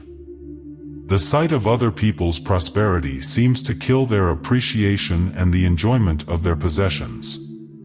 To be happy, we must approve of ourselves, and there is something within us which always condemns the selfish act, as it does the sinful act.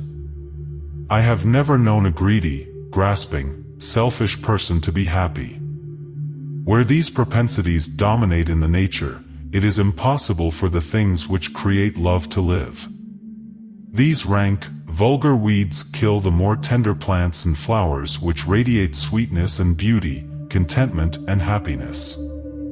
The two kinds of plants cannot thrive together. There is only one kind of happiness worthwhile, and that is the happiness which has no reaction, which leaves no sting behind. The gratification of selfish desires gives a fatal reaction. It is easy to destroy one's capacity for the higher sort of happiness. Most people exaggerate the value of mere money wealth. It does not compare with the value of a contented mind, a refined, cheerful personality. While there are very many desirable things about riches, they are full of temptations, especially for the weak, the superficial, the vain character. Wealth brings a great many enemies with it, enemies which tempt us to do a great many things which are not for our best interest and which deteriorate our health and demoralize our character. Emerson says, "If you own land, the land owns you." Property always means absorption of time and energy. Increased wealth brings many new obligations, furnishes temptations of indulgence in ease, in good times, in all sorts of pleasures, in the gratification of the senses and desires. Great wealth is an enemy of the simple life, and we are so constituted that a complex life is not conducive to our best well-being or our greatest happiness. One of the worst doctrines ever set afloat is that real happiness is in material things instead of in a condition of mind. In our ignorance, we ruin our ability for real mental bliss in our pursuit of the material things which we believe are going to solve our problems and make us happy. The more a man has, the more he wants. Instead of filling a vacuum, it makes one. A great bank account can never make a man rich. It is the mind that makes the body rich. No man is rich, however much money or land he may possess, who has a poor heart. It is as impossible for selfishness to taste the quality of the highest happiness, as it is for a blind man to appreciate the glories of a sunset. Is it not a strange thing that a man who has been selfish and mean and cowardly and dishonest in getting his money, a man who has taken advantage of those who helped him to make his fortune, who has crushed their opportunities, killed their chance, blighted their prospects, instead of letting them rise to independence, has made them his slaves? Is it not strange that a man who has acquired his pile by such despicable methods should expect to be happy? The most unhappy people I know build their own purgatory by their false ideas of life, by putting the wrong emphasis on things, by setting the wrong value on things. The most pernicious idea that ever entered a mortal's brain is that the gratification of selfish desires will make a man happy. If a man could get away from the pattern which was shown him in the mount of his highest moment, if he could tear out of his being the image of his Maker altogether, and eliminate everything in him that aspires, looks up, that reaches up, if he could eliminate everything but the brute part of himself, then he could have the brute's enjoyment, but not the man's. And this is the only happiness possible to many a millionaire. He can simply have the enjoyment which comes from the indulgence of the animal appetite. He cannot enjoy anything higher until he develops the higher faculties, which can appreciate the higher quality of enjoyment. A man can never realize complete, abiding happiness until he gets into the current running heavenward, Godward, because everything on a material plane is transitory and in constant change. There is nothing permanent, nothing abiding, in that which material things can give. Robert Louis Stevenson appreciated the great impediment of material things to man's soul flight heavenward. He once telegraphed his congratulations to a friend whose house was burned down, because the wife of his friend had been driven to distraction with an army of servants and with the management of the great establishment. Money means to many people the unrestrained gratification of their animal desires. They seem to think that if they only get money enough so that they can have perfect freedom to gratify all their desires, they will be perfectly happy. But they find that the money often brings the thorns to torment its possessor. There are multitudes of rich men today who are resorting to all sorts of schemes to drown the rebuking, reproving voice within them which condemns their acts. They are trying to get happiness out of a fortune which they have gotten in questionable ways, and they cannot understand why money and influence will not buy that peace of mind, that comfort and satisfaction, that mental serenity and peaceful existence which they dreamed of obtaining. The man with the ill-gotten fortune may found colleges, build hospitals, feed and clothe the poor, and yet never find the happiness which has been the quest of his whole career. Happiness can no more be bought than love or respect can be bought. Some of the most wretchedly unhappy people I know of are spending money on every hand, trying to purchase that ideal happiness which can only come from right living, from a straight, clean life. A false ambition, an over-vaulting passion to get ahead of others, cannot produce satisfaction. We inwardly despise ourselves for being selfish, trying to snatch things away from others to get a little more for ourselves. We condemn ourselves for trying to keep others back, for taking unfair advantage of them, even if we do get dividends out of their misfortune. We know it is not right, and there is something within us which reproaches us for it. No man can be really happy who is not a man, who does not do the things which he would sanction and admire in another. If you do a thing which you would think less of another for doing, you will think less of yourself, and you cannot be happy without your own sanction. The greatest aim of life should be to absorb into one's being the largest amount of sweetness and beauty it is capable of absorbing. The highest riches are beyond the reach of money, and are independent of fortune. They cannot be burned up, or lost in the ocean, or destroyed in a railroad wreck. What is more common than to see men and women starve the soul, and paralyze the growth and expansion of the finer sentiments, which alone make life worth living, for the sake of the coarser pleasures of the senses, or in order to pile up material wealth, the effect of which is, as a rule, to draw us farther and farther away from the life of the spirit. A few acres of dirt, a row of buildings, a palace to live in, a few stocks and bonds, a little silver plate and fine furnishings, good clothes, are, after all, pretty poor sort of things to satisfy the longings of an immortal soul. There are hundreds of wealthy homes in this country in which one will not find a single inspiring book, picture, or statue, or any work of art of spiritual significance, anything, in short, that elevates the thoughts of its inhabitants or touches their lives to finer issues. There is a great display of vulgar wealth, rich carpets and tapestries, and costly furniture, a fortune in decorations, but nothing whatever to appeal to the spiritual qualities. In many a home of poverty we find more that inspires to noble living, that lifts life above the commonplace and the sordid, and that stirs the soul to higher flights, than in the mansions of some of our millionaires.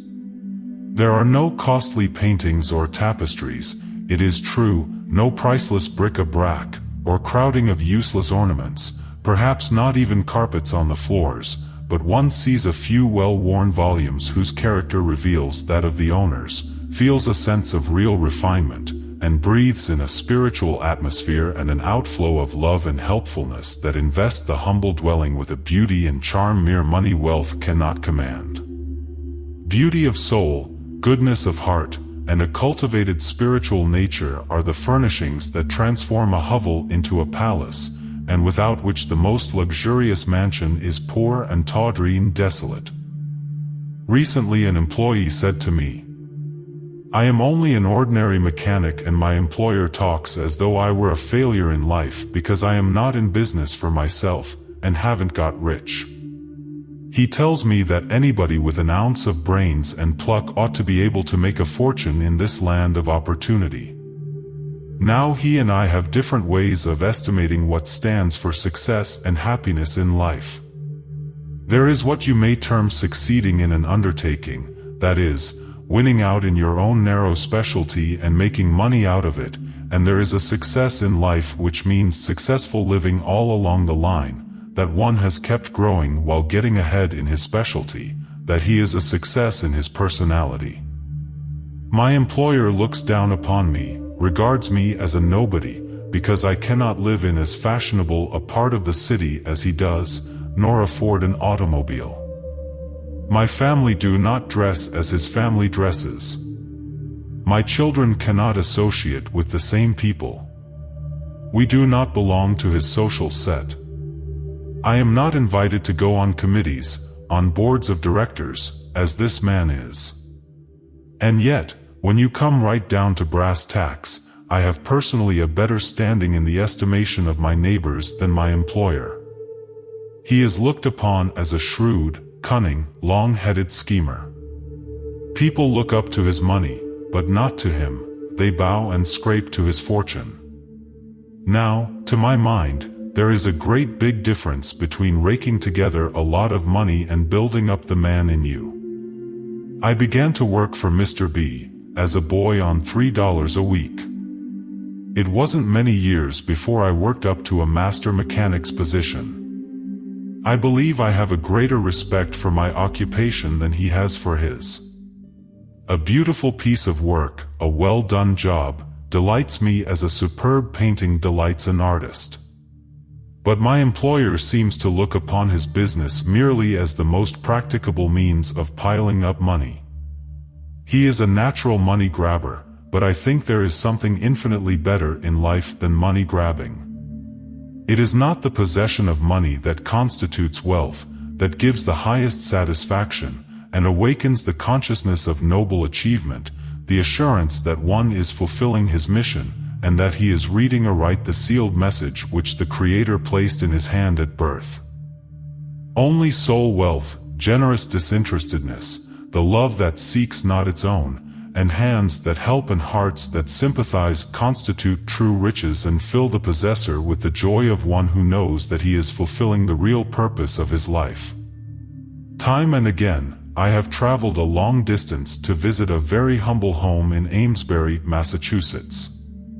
The whole property is worth but a few $100s, but the fact that John Greenleaf Whittier lived there has given it an absolutely priceless value. Men and women cross continents and oceans to visit it. Enthusiastic admirers of the poet carry away from the spot bits of wood, wild flowers, leaves and all sorts of souvenirs to remind them and those who come after them that a man lived there, one of nature's noblemen.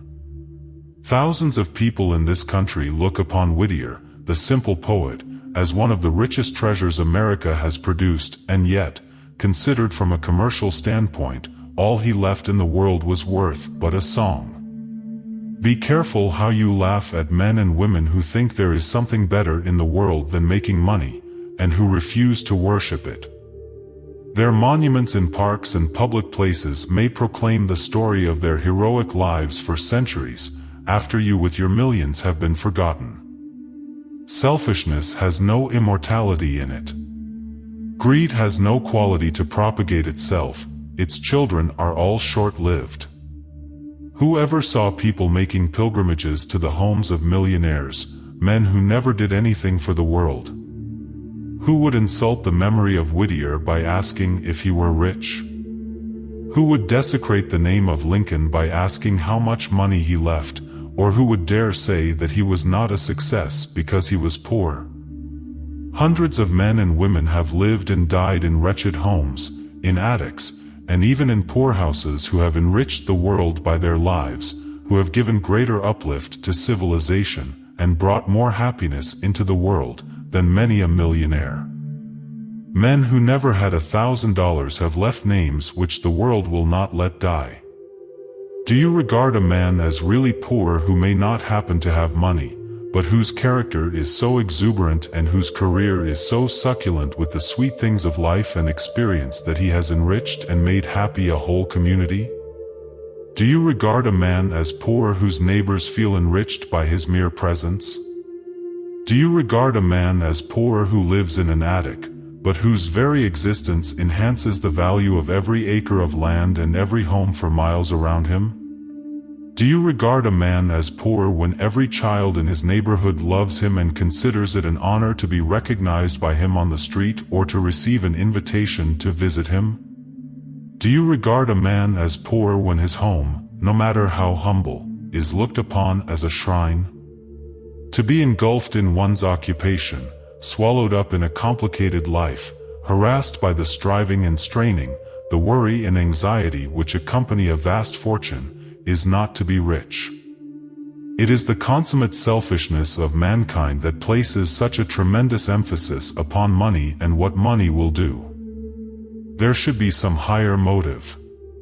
Time and opportunity and inclination to help others and to bring happiness into their lives are the most valuable things in the world, and if you cannot seize these, if you cannot utilize them to your own enlargement, your own betterment, you are poor indeed, and can never know the joy and satisfaction of true living although you may have millions of dollars. Chapter 6. Enjoying without owning. What hath the owner but the sight of it with his eyes? A French marquis, with whom Washington Irving has made us acquainted, consoled himself for the loss of his chateau by remarking that he had Versailles and St. Cloud for his country resorts, and the shady alleys of the Tuileries and the Luxembourg for his town recreation. When I walk through these fine gardens, he said, I have only to fancy myself the owner of them, and they are mine. All these gay crowds are my visitors, and I have not the trouble of entertaining them. My estate is a perfect sans souci, where every one does as he pleases, and no one troubles the owner. All Paris is my theater, and presents me with a continual spectacle.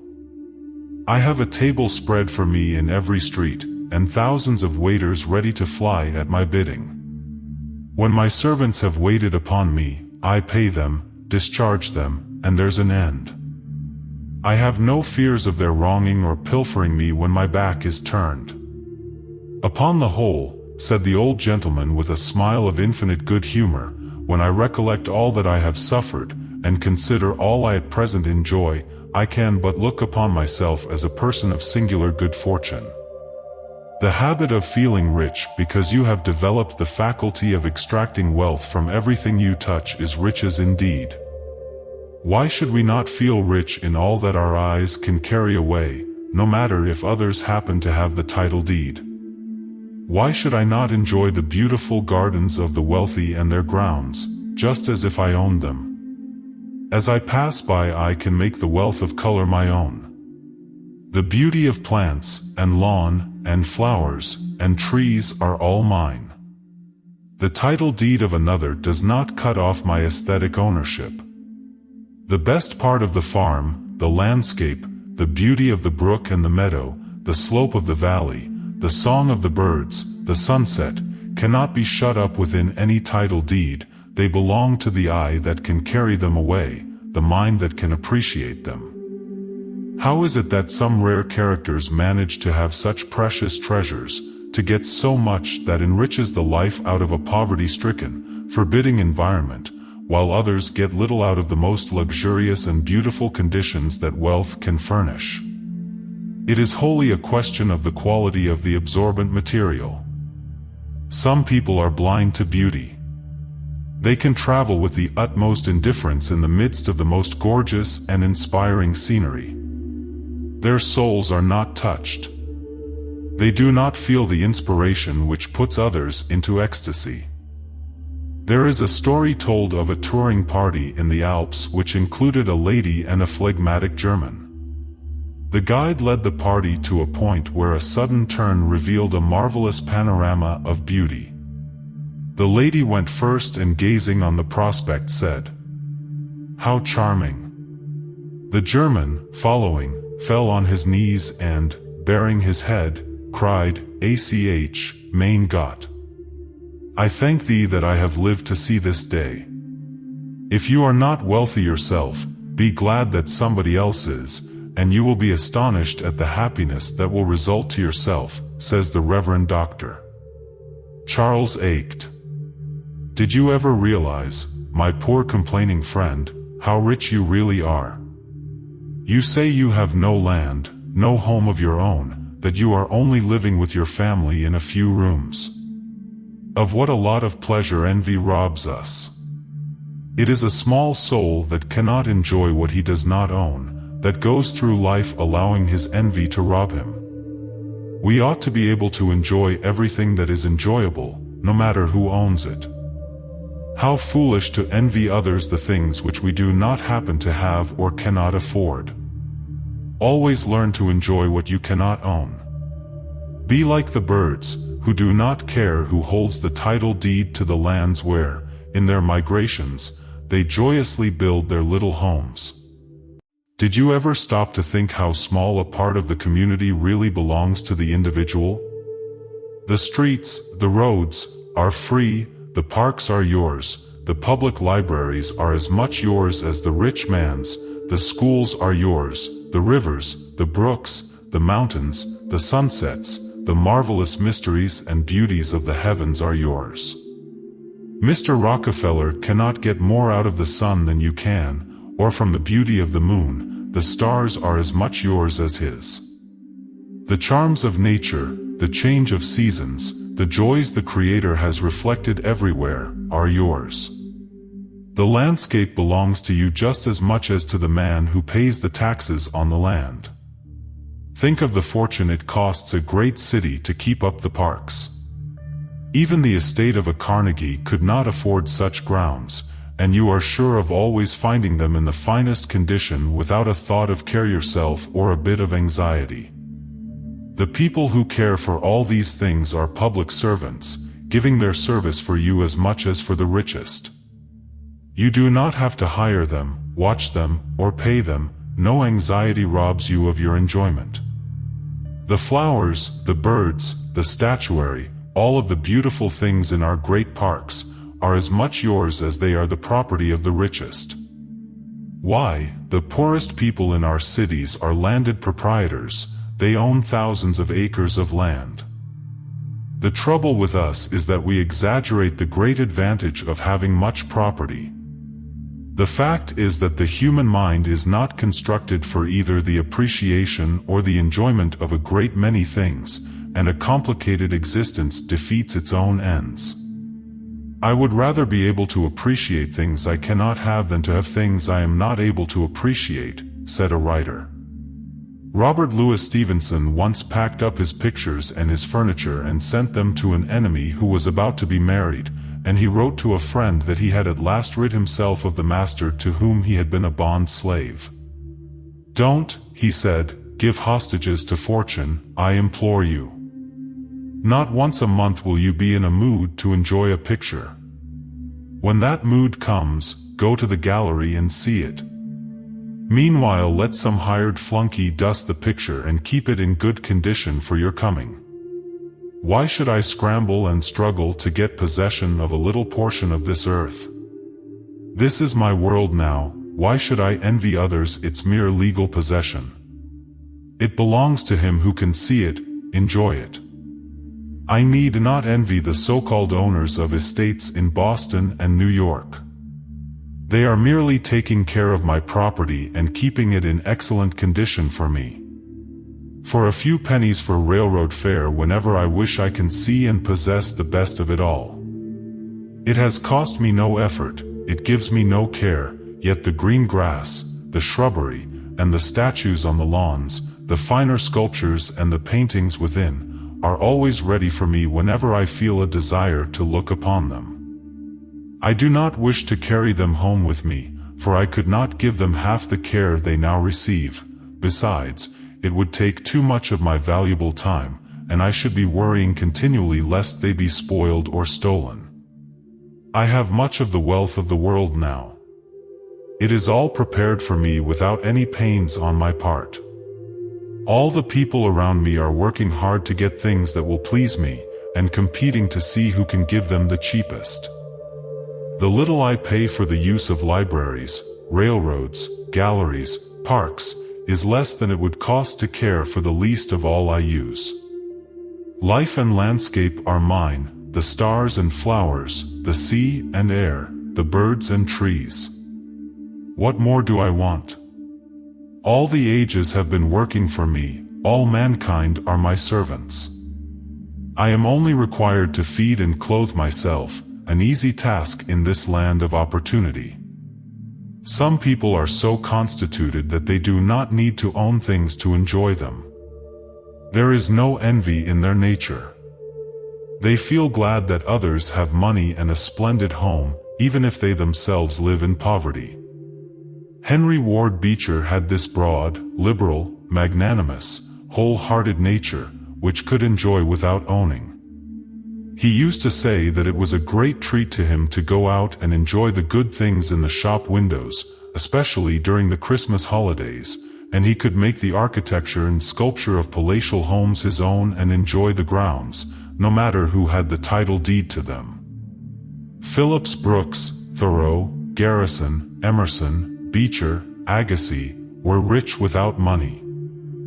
They saw the splendor in the flower, the glory in the grass, books in the running brooks, sermons in stones, and good in everything. They knew that the man who owns the landscape is seldom the one who pays the taxes on it. They sucked in power and wealth at first hand from the meadows, fields, and flowers, birds, brooks, mountains, and forest, as the bee sucks honey from the flowers. Every natural object seemed to bring them a special message from the great author of the beautiful. To these rare souls every natural object was touched with power and beauty, and their thirsty souls drank it in as a traveler on a desert drinks in the God-sent water of the oasis. To extract power and real wealth from men and things seemed to be their mission, and to pour it out again in refreshing showers upon a thirsty humanity. Did you ever watch a bee flitting about gathering delicious honey from the most forbidding and unattractive sources? I know men and women who have, superbly developed, this marvelous instinct for gathering honey from all sorts of sources. They extract it from the most repellent surroundings. They cannot talk with the poorest, meanest, most unfortunate specimen of humanity without getting that which will sweeten the life and enrich the experience. This ability to extract enjoyment from all sorts of sources is a divine gift. It broadens the life, deepens the experience, and enriches the whole nature. It is a great force in self-culture. The secret of happiness is in a cheerful, contented mind. He is poor who is dissatisfied, he is rich who is contented with what he has, and can enjoy what others own. Our eyes oft look above to find life's prize, whereas, when wisdom's years have made us wise, we see it at our feet in that same way, we careless passed along but yesterday. There are joys which long to be ours.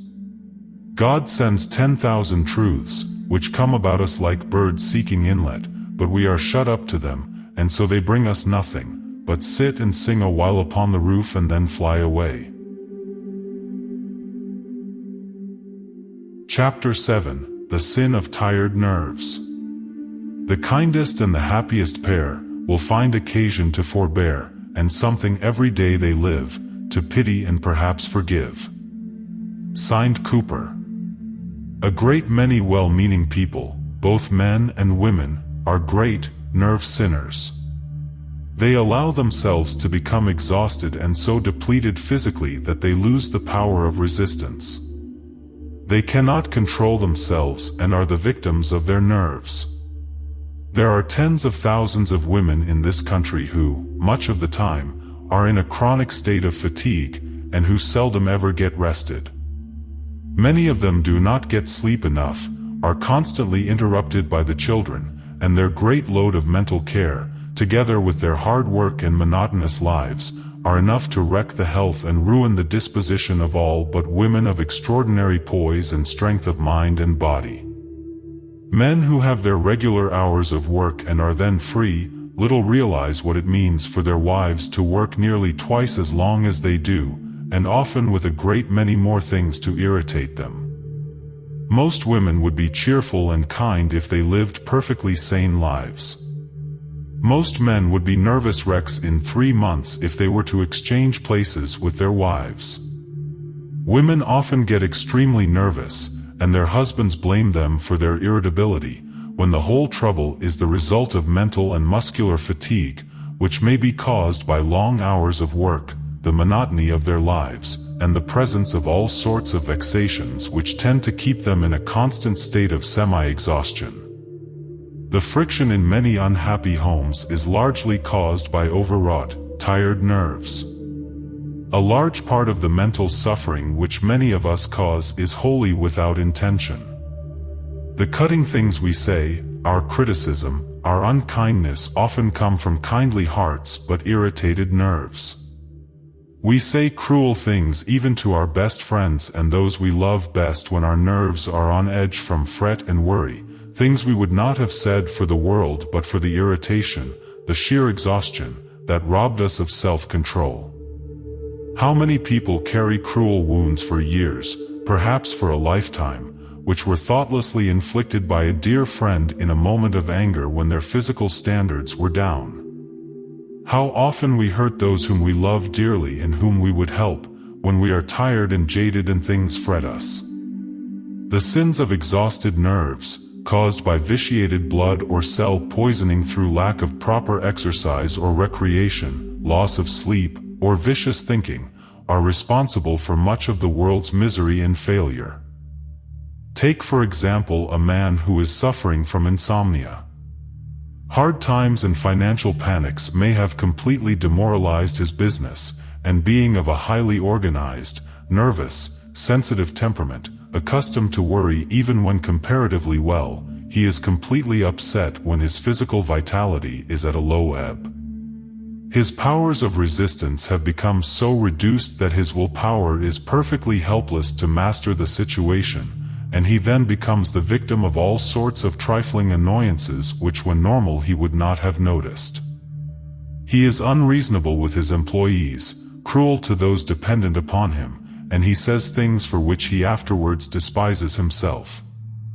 In other words, the brute in him has usurped the throne and rules, while he finds himself the slave to passions which he has been trying all his life to conquer. There is only one thing to do when you are not sure you can control your acts, that is, to stop whatever you are doing, retire to some quiet place, get out of doors, if possible, or get by yourself for a few minutes, long enough to restore your balance, get your bearings, assert your manhood. The sunlight is as necessary for happiness as it is for peaches. Many a worried, discouraged, melancholy, despondent person would become vigorous and happy by merely getting out into the sunshine. The victims of tired nerves should be very regular in their habits and take special care of their health. They should eat foods which will nourish the nerves. There is nothing which will take the place of a great deal of outdoor exercise and a cheerful, harmonious environment. Worry, anxiety, and fear in all its phases are deadly enemies of the nerves. So is overwork. Not long ago I had a letter from a rising young lawyer who is suffering from a complete nervous breakdown. He had, at the start, a strong constitution, but was so ambitious to make a name for himself that he had undermined it by working much of the time more than 15 hours a day.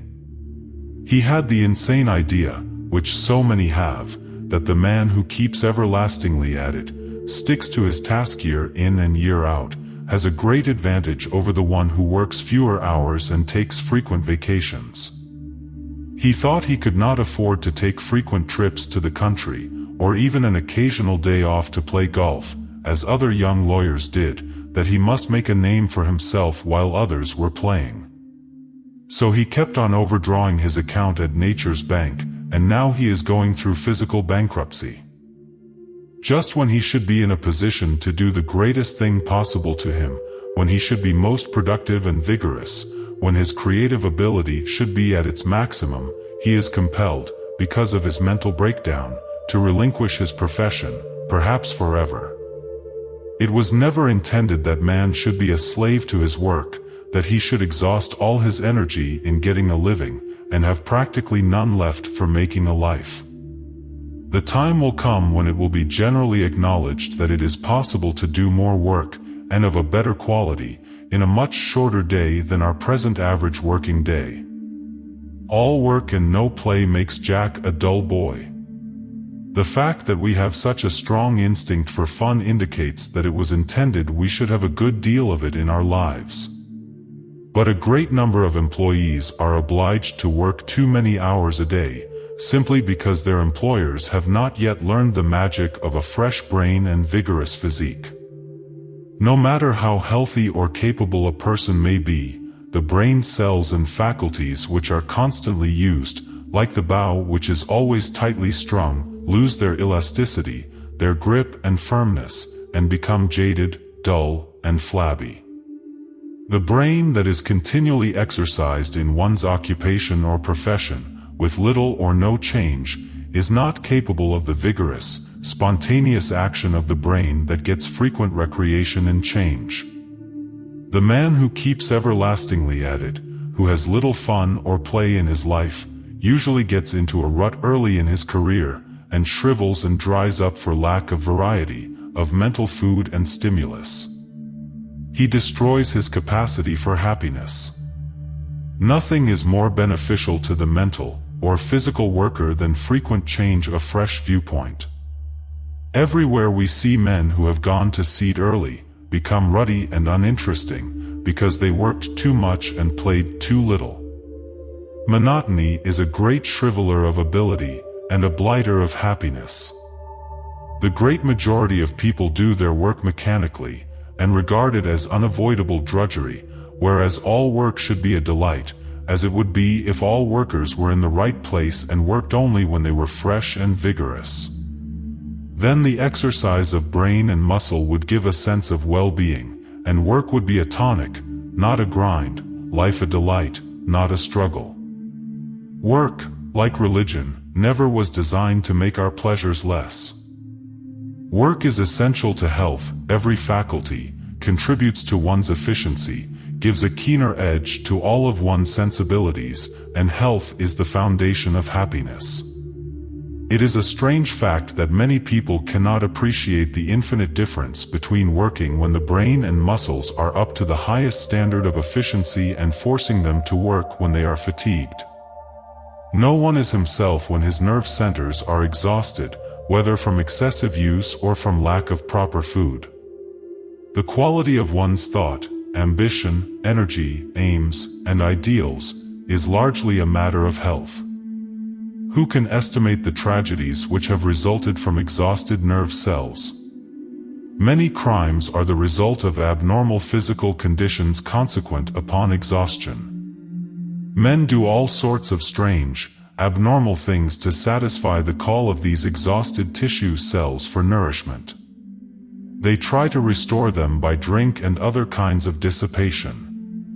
If it were possible for the people of this country to follow the laws of health for 6 months, it would change the entire condition of our civilization. The unhappiness, misery, and crime would be reduced immeasurably, and the general efficiency would increase marvelously. Ignorance of the laws of health is responsible for a large part of the ills we suffer, and for discouragement and unhappiness. It seems strange that we should spend so much time and money learning about 100 things which we shall never use practically, but which are, of course, of great value as discipline, and almost wholly neglect to find out what we are ourselves. It is really an insult to the Creator, who has fashioned us so marvelously, that we should not spend as much time studying the physique which it has taken him 1/4 of a century or more to bring to maturity as we would spend upon a single dead language which we know we shall never use except indirectly. I know a young lady who has very marked ability, and when she is in good health, and her spirits are up, she accomplishes wonders, but much of the time she is in poor health, and then her ambition is down, she is discouraged. The result is that she will probably never be able to bring out 10% of her real ability, or to find the satisfaction her talents should warrant. Everywhere we see people doing little things, living mediocre lives, when they have the ability to do great things, to live grand lives, if they only could keep their health up to standard. The first requisite to success and happiness is good robust health. The brain gets a great deal of credit which belongs to the stomach and the muscles. Health is the fire of life which spurs us on to efforts which lead beyond mediocrity. Physical weaknesses of all kinds minimize our effort, belittle us, cripple us. No industry or willpower can compensate for their evil effect. Vigorous, robust health doubles and quadruples the efficiency and power of every faculty and function. It tones up the human economy, it clears the cobwebs from the brain, brushes off the brain ash, improves the judgment, sharpens every faculty, increases the energy, freshens the cells in every tissue of the body. A person with a weak, half-developed physique, puny muscles, a low state of vitality, fractious nerves, cannot have that buoyancy of spirits which are the offspring of robust health. The ambition partakes of the quality in the vigor of the mental faculties, and a brain that is fed by poisoned blood due to vitiated air, to overeating or bad eating, or to dissipation, or a lack of vigorous outdoor exercise, can never do great things. It is pure blood that makes pure thought and wholesome enjoyment of life, and pure blood can only come from a clean life, strong, vigorous outdoor exercise, a great variety of mental food, and an abundance of sound sleep. We all know the advantage the man has who can radiate vigor, who has a robust physique. Great achievement is the child of a strong vitality. It can never come from a weak constitution or vitiated blood. What a sorry picture is a weak, puny, half-developed youth, starting out in the race for success, with an ambition to keep pace with his robust companions. What are his chances compared with those of the youth whose vitality and power emanate from every pore? How unfortunate to be thus handicapped on the very threshold of an active life. But oh, what a satisfaction to stand upon life's threshold, vigorous, fresh, hopeful, with the consciousness of physical energy and power equal to any emergency master of any situation. Abounding health not only increases self-confidence, but the confidence of others, and this confidence is credit, is power. With rare exceptions, the great prizes of life fall to those who have stalwart, robust physiques. One who has health possesses the greatest magnet-making force and can compel success to come to his call. Robust health not only raises the power of and multiplies the entire brain power many times, but it also increases tremendously the power to enjoy life. In the last analysis, happiness is located in the microscopic cells of the body, and the integrity of every one of these billions of tiny cells is essential for perfect happiness. Anything which interferes with this integrity, which causes discord, deterioration, poison, or pain, affects the well-being, the happiness, by just so much. The problem of happiness can scarcely be solved without a proper understanding of what it consists physiologically. What are the discordant notes which have spoiled man's song of life? What is the new philosophy of happiness? The student of happiness must learn how much our happiness as well as our character depends upon sound health. He will find that there is no lasting unhappiness with sound health, and no real happiness without it. He will find that upon the integrity, not only of cerebral cells but of every cell in the human system, happiness depends. He will find that every feeling of comfort or discomfort, high spirits or low spirits, hope or despair, cowardice or bravery, depends chiefly upon active nutrition of the tissues, strength of heartbeats, vigor of nerves, in fact, upon the harmonious working of the entire physical organism. Few people realize that the cultivation and improvement of health is really the cultivation and improvement of the entire individual, for every degree of improvement in the health means the raising another degree of every mental faculty.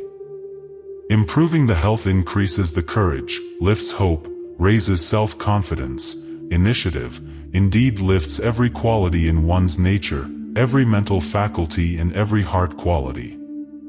Physical deterioration means a corresponding deterioration in every mental faculty and a corresponding depression in all the emotions.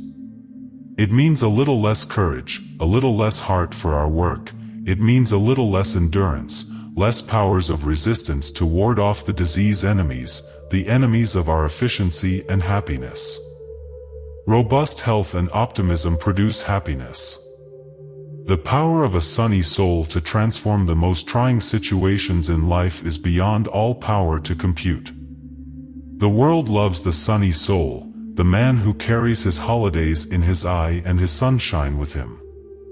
The determination to be kind and helpful to everyone, to be cheerful, no matter what comes to us, is a great happiness producer. When a man does not find repose in himself, it is vain for him to seek it elsewhere. Chapter 8, Think Health and Joy.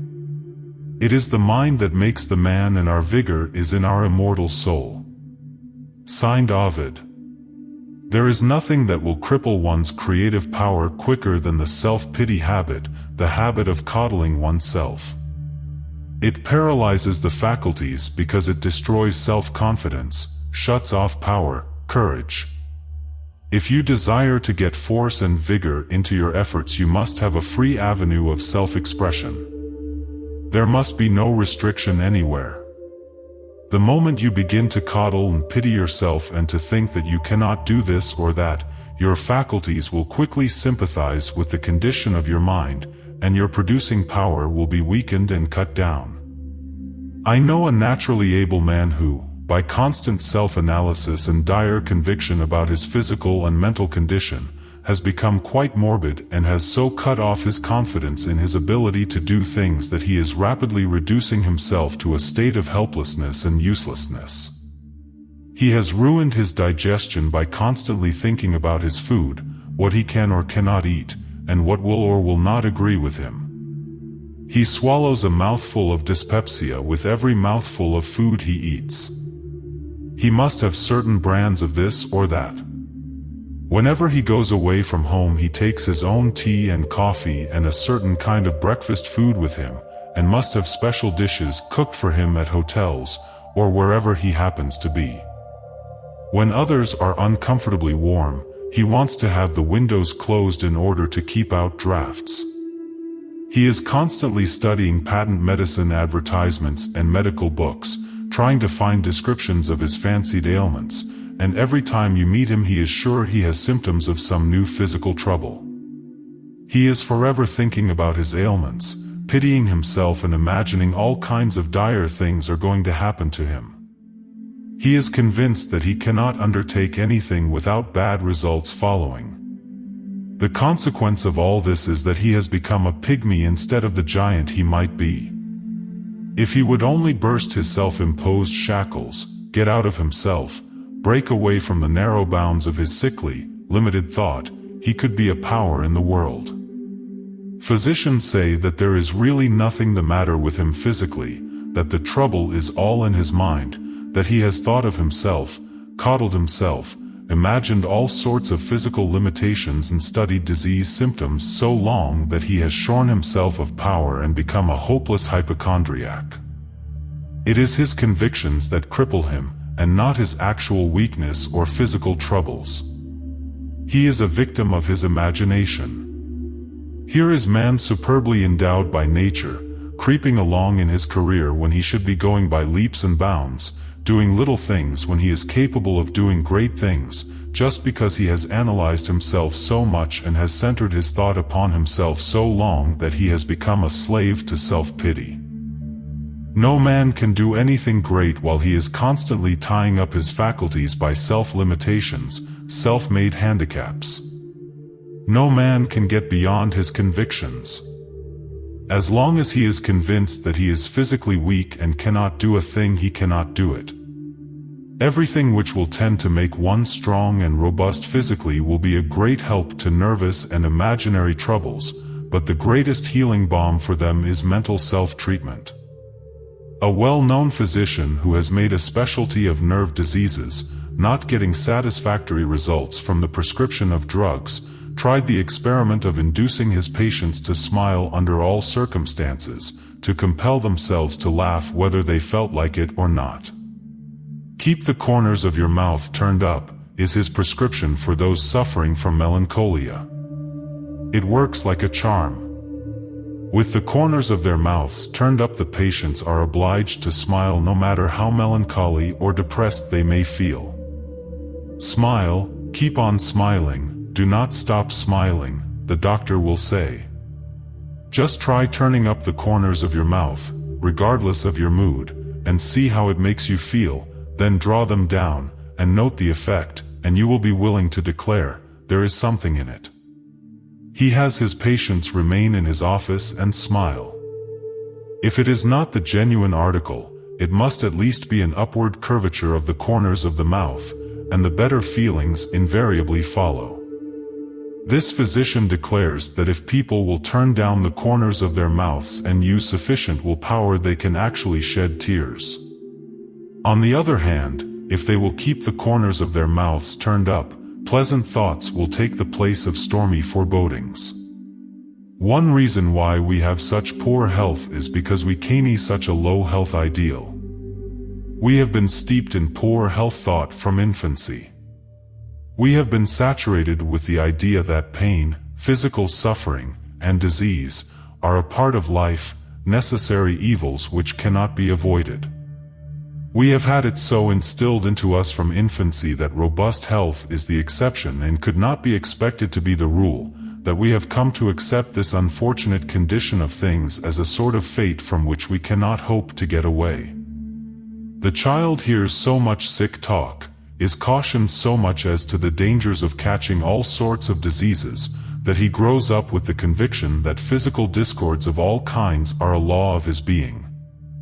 He grows up in the belief that at any time disease is liable to overtake him and ruin his happiness and his career. Think what the opposite training would do for the child, if he were taught that health is the everlasting fact and that disease is the manifestation of the absence of harmony. Think what it would mean to him if he were trained to believe that abounding health, rich, full, complete, was his birthright. Think what it would mean for him to expect this during all his growing years, instead of building into his consciousness the opposite, instead of constantly hearing about sickness and being cautioned against disease and the danger of contracting it. A child should be taught that God never created disease, suffering, never intended that we should suffer, that we were made for health, abounding health and happiness, made to enjoy, not to suffer, made to be happy, not miserable, made to express harmony, not discord.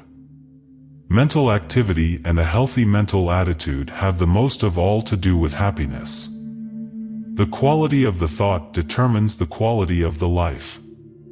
We cannot get healthy thinking from a diseased brain or nerve cells. If the vitality is below par, the life will drop to its level, and the power to enjoy will correspond. The happier you are, the less energy you waste, because added happiness means added harmony, and the system wastes no energy while it continues in perfect harmony. The less energy you waste, the more vitality you will possess, and the greater your supply of vital energy, the less liable you are to sickness. When your system is absolutely full of vital energy, you will contract no disease. We should early form the habit of erasing from the mind all disagreeable, unhealthy, death-dealing thoughts. We should start out every morning with a clean slate. We should blot out from our mental gallery all discordant pictures, and replace them with the harmonious, uplifting, life-giving ones. A celebrated German physician says that there is something in man that is never sick, that never dies. This something is the man God made, the God image. This can never be discordant.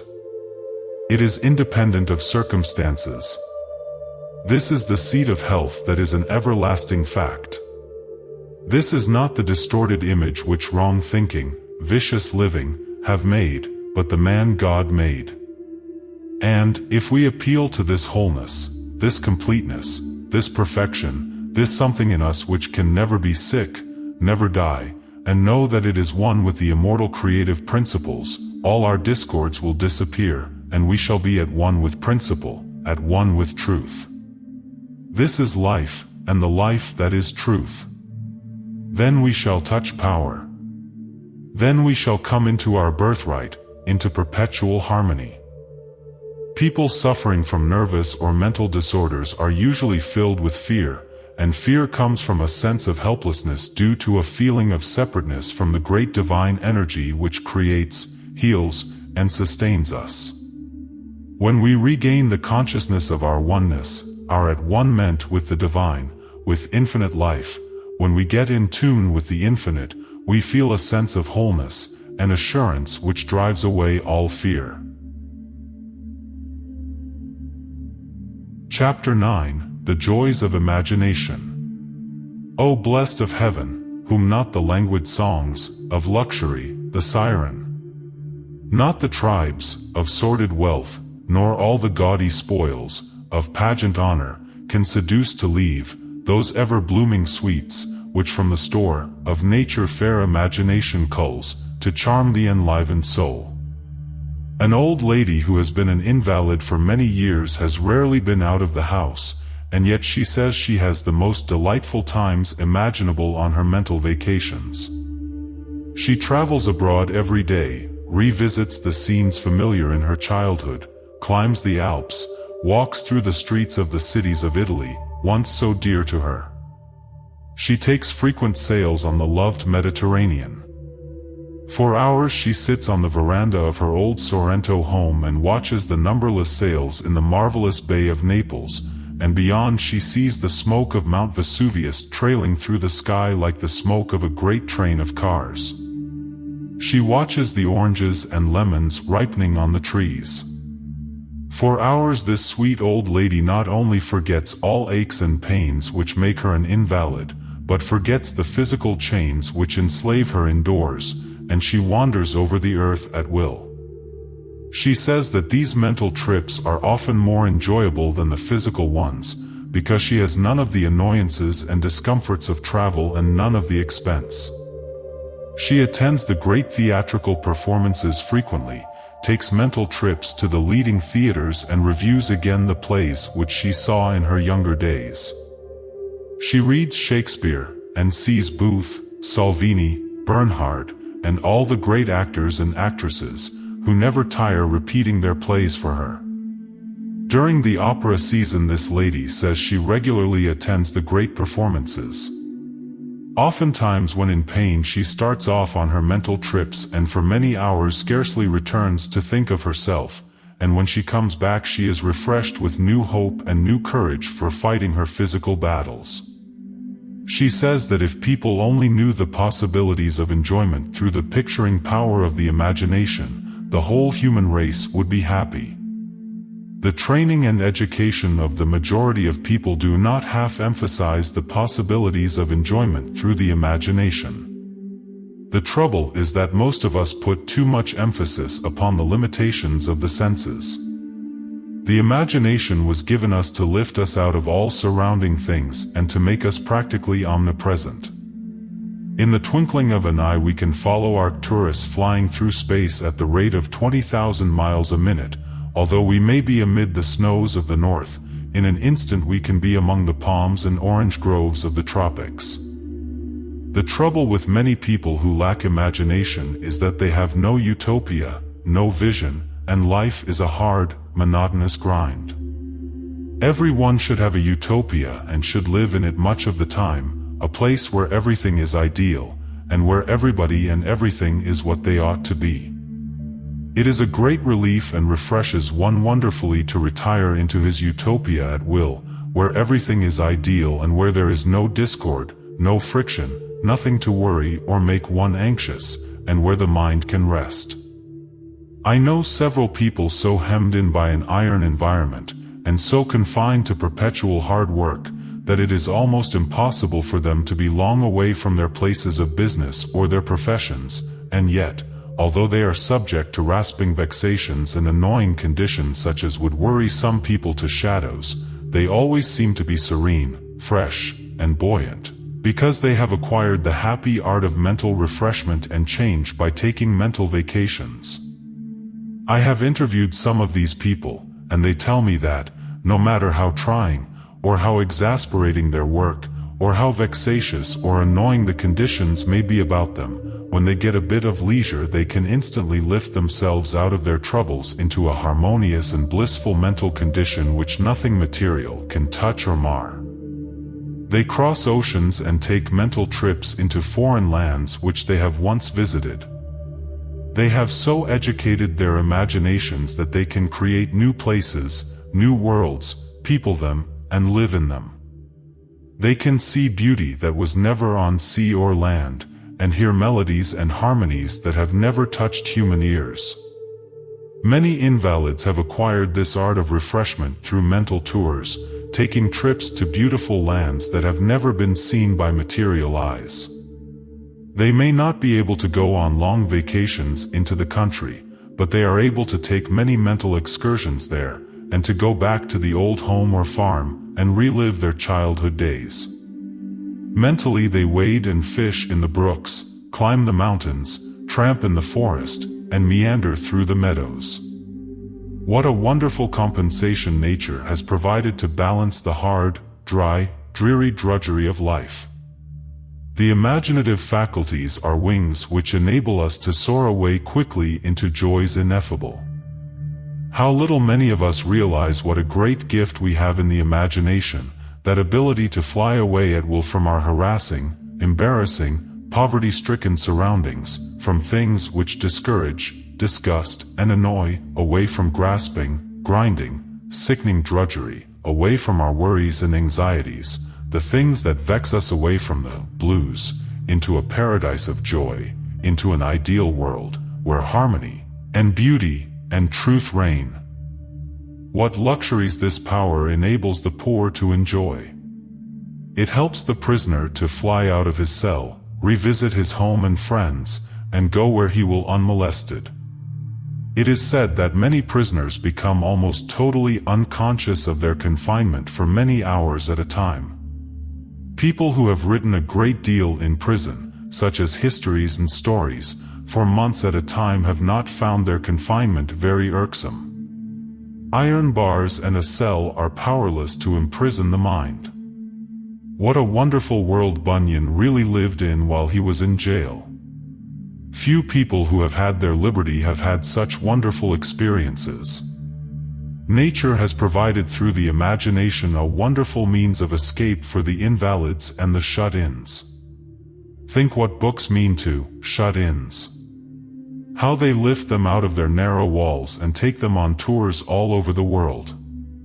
Some people never seem to tire. Their minds are always fresh, responsive, resourceful, creative, because they have this faculty of orienting the mind, freshening it by beautiful mental pictures. One of the great secrets of those who surprise everybody by the enormous amount of work they accomplish is their ability to take frequent mental recesses, or little vacations, their ability to shut all the doors through which little vexations and worries enter the mind, and waft themselves off on little excursions in the imagination, recalling the pleasant memories and reliving the scenes which have once made them happy. It does not take long to freshen a jaded mind if one knows the secret art. A child should be taught that the sources of his enjoyment are infinite, because the mere enjoyment of the physical senses, the pleasures from eating and drinking, the indulgence of passion, are as nothing compared to the larger, grander, sublimer pleasures which come from the intellect. There is as much difference between the pleasure of the senses and the joys of the intellect as there is between the gratifications of the lowest brute and the highest man. There are numerous instances in history where prisoners have been infinitely happier than some kings because their minds were unfettered. No matter how badly things may go about us, what blunders or mistakes harass us, no matter what misfortunes overtake us, we have wings in our imagination and can fly away from it all, and be at peace and at rest. We are like the captured eagle which the boys harass, tease, and torment, but which wrenches away from them and in an instant soars into the ether and is free again. The Creator gave us this power to make it possible for us to fly away at will from everything which embarrasses, humiliates, everything which annoys us, and in an instant to dwell in ideal conditions, in the sort of peace and joy never found in any earthly kingdom, or enjoyed by any earthly monarch. Ruskin said he was not so much surprised at what we suffer as at what we lose, which might furnish infinite pleasure and satisfaction. We hear a great deal about the great loss of our natural resources, the coal, the water power, and the forests, but they are nothing compared to the tremendous loss in the possible resources of happiness. The great mass of people do not extract 10% of the happiness possible in their everyday life, largely because they were never trained to think of the normal sources of enjoyment. Their minds are blank, except for the little grooves which their daily routine has stamped in their brain tissue. They are as ignorant of their possible mental resources as the early Indians were of the natural resources of this continent, when the Puritans landed at Plymouth Rock. They raised just enough barely to exist upon. They did not know how to feed, to clothe, or to enjoy themselves. Their minds were blank, and they lived in wretchedness, while the vast resources of the richest continent in the world were all unknown to them. Chapter 10: Taking Life Too Seriously. Talk happiness. The world is sad enough, without your woe. No path is wholly rough. Look for the places that are smooth and clear, and speak of them to rest the weary ear of earth, so hurt by one continuous strain of mortal discontent and grief and pain. Signed, Ella Wheeler Wilcox. Every man we meet looks as if he'd gone out to borrow trouble, with plenty of it on hand, said a French lady, upon arriving in New York. The Americans are the best fed, the best clad, and the best housed people in the world, says another witness, but they are the most anxious. They hug possible calamity to their breasts. I question if care and doubt ever wrote their names so legibly on the faces of any other population, says Emerson. Old age begins in the nursery. How quickly we Americans exhaust life. With what panting haste we pursue everything. Every man you meet seems to be late for an appointment. Hurry and anxiety are stamped in the wrinkles of the national face. The American people as a rule take life much too seriously. They do not have half enough fun. Europeans look on our careworn, solemn-faced people as on pieces of machinery run at forced speed and which squeak for lack of oil. If a man is living in a perfectly normal way, he ought not to have, as so many have, a haunted, hounded look, as though he suspected either a policeman or a detective were on his track. He ought not to be worried and anxious every minute. He ought not to take his vocation so very seriously, and should not give the impression that the whole universe is hanging upon the result of his task. One day in a week devout people meet to praise the God who made the beautiful flowers, painted the butterflies, made all things beautiful in their time. The keynote of worship should be Sursum Corda, lift up your hearts. But how often the sermon is pitched in a minor key, discouraging and depressing. Not long ago, I heard a young clergyman preach a sermon which was so very serious, and so very gloomy, that it made everybody in the congregation feel melancholy and depressed. There was no uplift, no encouragement, nothing to stimulate one to greater endeavor. People did not go out of the church, as they should have gone, resolved to try a little harder than ever before, to do something worthwhile, but the whole congregation went away with a gloomy look on their faces. There had been nothing inspiring in the clergyman's appearance. His face was so serious, and his whole manner so depressing, that it was really painful to listen to him. This young man was a substitute for the regular pastor. He said that he had not had a pastorate himself for a long time, and I did not wonder. He evidently lives such a solemn, serious life, that he is not normal. He is perfectly honest, and is doubtless making a great effort to kill the animal in him and to develop his spiritual side, but he is not doing it in a normal way. There is nothing in true religion that is pessimistic, doleful, or gloomy. Its very essence is cheerfulness, hopefulness. Its mission is to uplift, encourage, and exalt, never to depress. What a blessing if all that is dejecting and disappointing, all that is sad, threatening, doleful, and gloomy, every particle of pessimism could be excluded from all the churches of the world. It is a positive sin for a man to enter the ministry with a naturally gloomy, despondent disposition, inclined to look on the dark side of things. People have burdens enough of their own to bear, and do not want anybody to inject dark, doleful pictures in their minds. They go to church for uplift, for encouragement. They want to rid themselves of the enemies of their happiness and prosperity. Thousands of people who now remain away from church would gladly go if they could come away feeling uplifted, encouraged, and with increased hopefulness. Man wants his faith in himself, in human nature, in his God, enlarged. When people go to church, they want to look at a hopeful, inspiring face. Otherwise, they will say to themselves, if this man is an example of the religion he advocates, if he spends all of his time discharging such a glorious mission, it certainly ought to have produced a more inspiring, helpful product.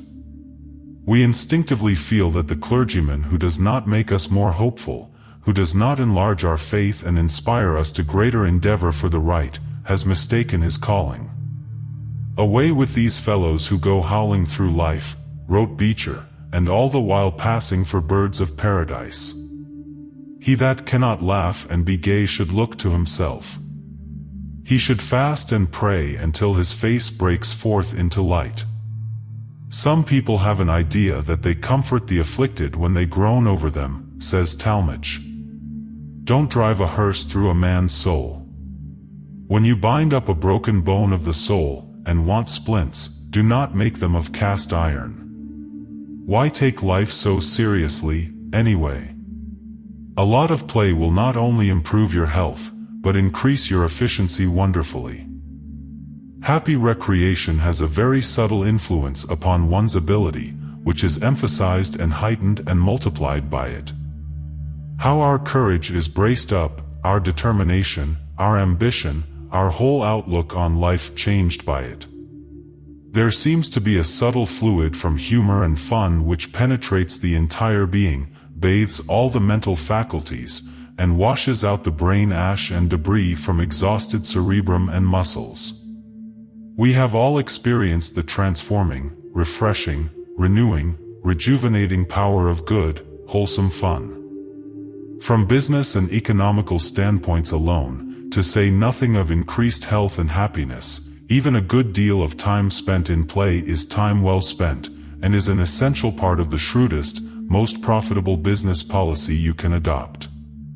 The man too absorbed in his business or vocation, too busy to take care of his health, to preserve it by wholesome recreation, is like a workman who is too busy to sharpen his tools. You may never be able to accumulate a large fortune, but whether you are a big lawyer or a small one, a large merchant or a little one, you can cultivate the capacity for enjoyment and fun, and can get a great deal more out of life than many who are perhaps far above you in wealth and position. Take your fun every day as you go along. That is the only way to be sure of it. Do not postpone your happiness. Some of us are beginning to realize that we have taken life too seriously, that we have not had enough play in our lives, that we have not had half enough fun. Many businessmen see the fallacy of working too many hours a day. Formerly they thought they must spend most or all of the daylight hours in working. Intense application to business had become almost a religion. But now they are beginning to learn that it is efficiency, mental vigor, freshness of mind and body, and not necessarily long hours, that do things, and that the mental vigor, freshness, and energy which produce efficient work are impossible when the body is weary and the brain is fagged. That mental robustness means physical robustness. So there has been a steady shortening of the working hours of men of affairs, and an increasing of the play hours, just in proportion to the importance and efficiency of their work and responsibility. There are plenty of businessmen in this country at the head of great establishments who get through an enormous amount of work, who do not spend more than 3 or 4 hours a day in their offices, and who frequently take long vacations. They find that a good deal of play and mixing much with the world not only improves their health and multiplies their efficiency, but also gives them a broader, saner outlook. There is no greater delusion than that we can accomplish more by working a great many hours, straining mind and body to the limit of endurance, than by working fewer hours with less strain, less fatigue, but with greater vigor, greater intensity. Great efficiency, vigorous mental concentration, are impossible when the mind is overstrained, fatigued, or when we do not have sufficient recreation to restore its elasticity, its rebound. Many Americans have the idea that great achievement depends upon unceasing, strenuous industry, the everlasting grind. They think that the more they work, the more they will accomplish. The fact is that what we achieve in life depends upon the effectiveness of our work, upon our efficiency, rather than upon the length of time we work. Many people who are capable of doing good work, do very inferior work, simply because they are in a run-down, jaded condition much of the time. Everywhere we see ineffective, botched work, because men do not keep themselves in a vigorous, healthy condition. They do not play enough, do not have sufficient exercise in the open air, recreation that refreshes and strengthens both mind and muscle.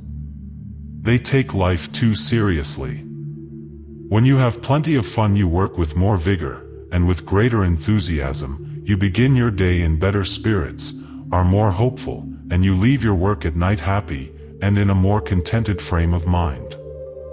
Many men work their employees so many hours, and so hard, that they do not keep fresh, buoyant, and enthusiastic.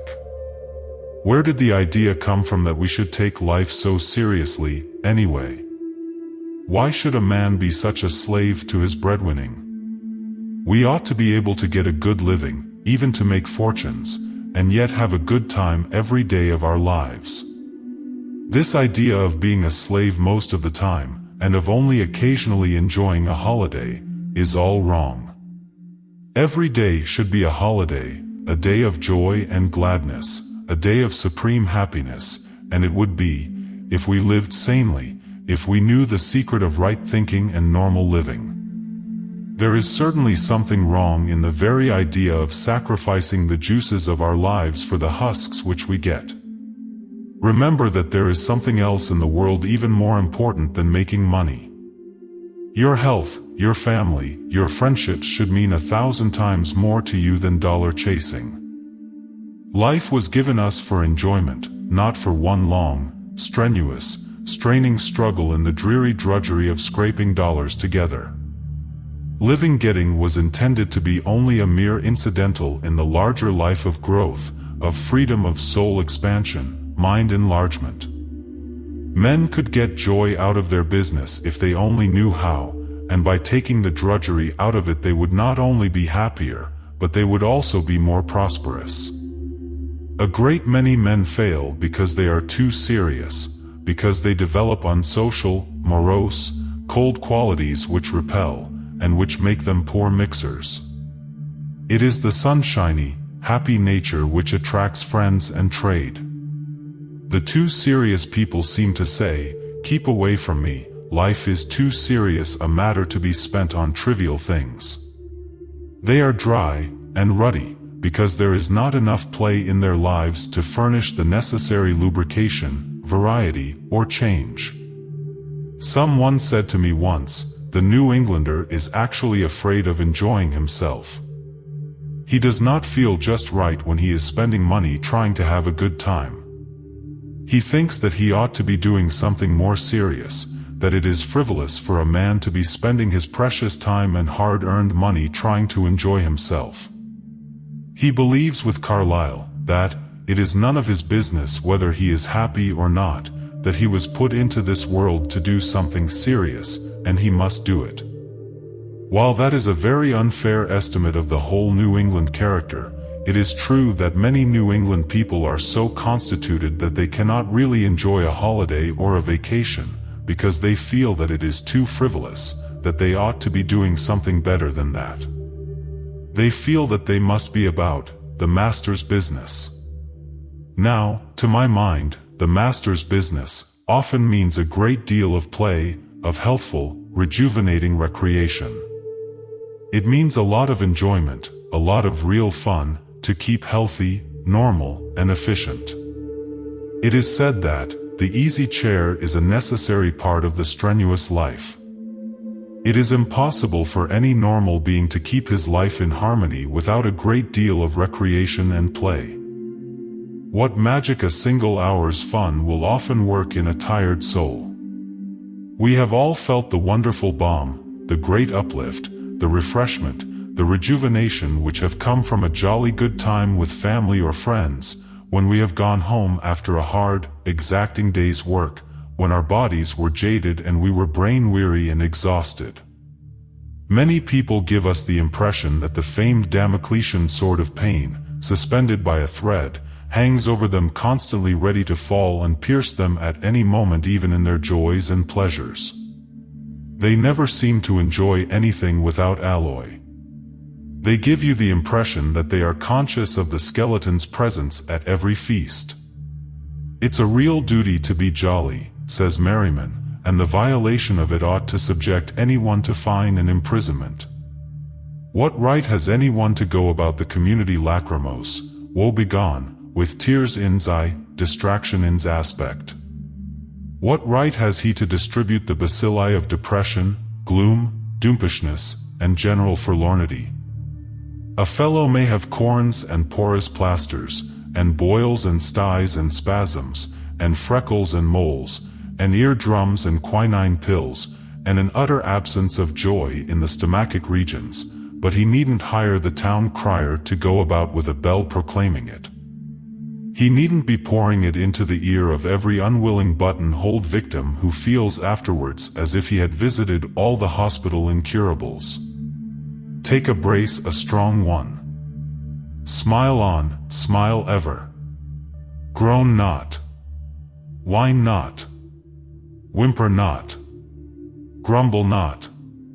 Say you're feeling gay, jolly, all right, salubrious, never better in your life. Laugh, laugh out loud, real loud. Risk the blood vessels and have a good old chuckle for once. Burn your own smoke. You're not the only job on the ash heap. Stop peddling disagreeables and creating a social blanket of sticky, shivery fog. Scatter sunshine, bushels of it, cartloads of it, whole freight trains of it.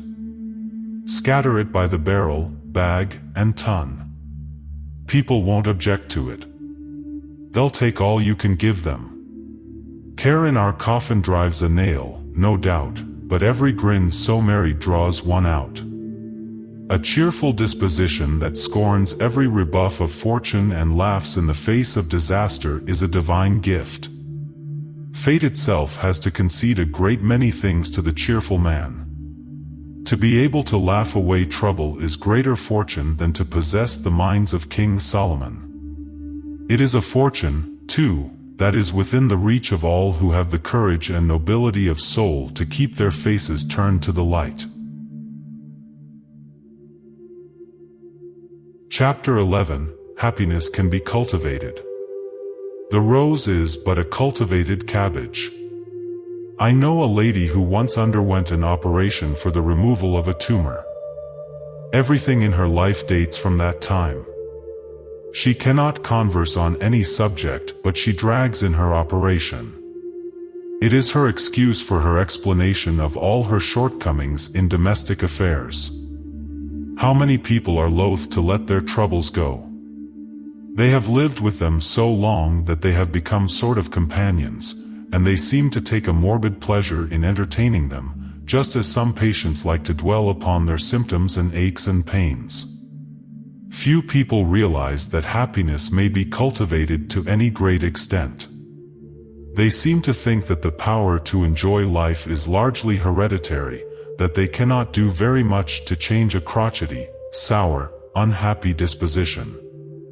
One of the most difficult lessons of life is to learn that we are largely the product of our thought, that our environment, our education, our habitual thought have very much more to do with the output of our lives than heredity. St. Paul was really scientific when he said to his disciples, "Be ye transformed by the renewing of your mind." The brain changes to meet the demand made upon it. It is modified by its condition of activity, the motives which actuate, mold, and shape the conditions which the individual has to meet. The brain is very adaptable, as shown by the effects upon it by the different vocations.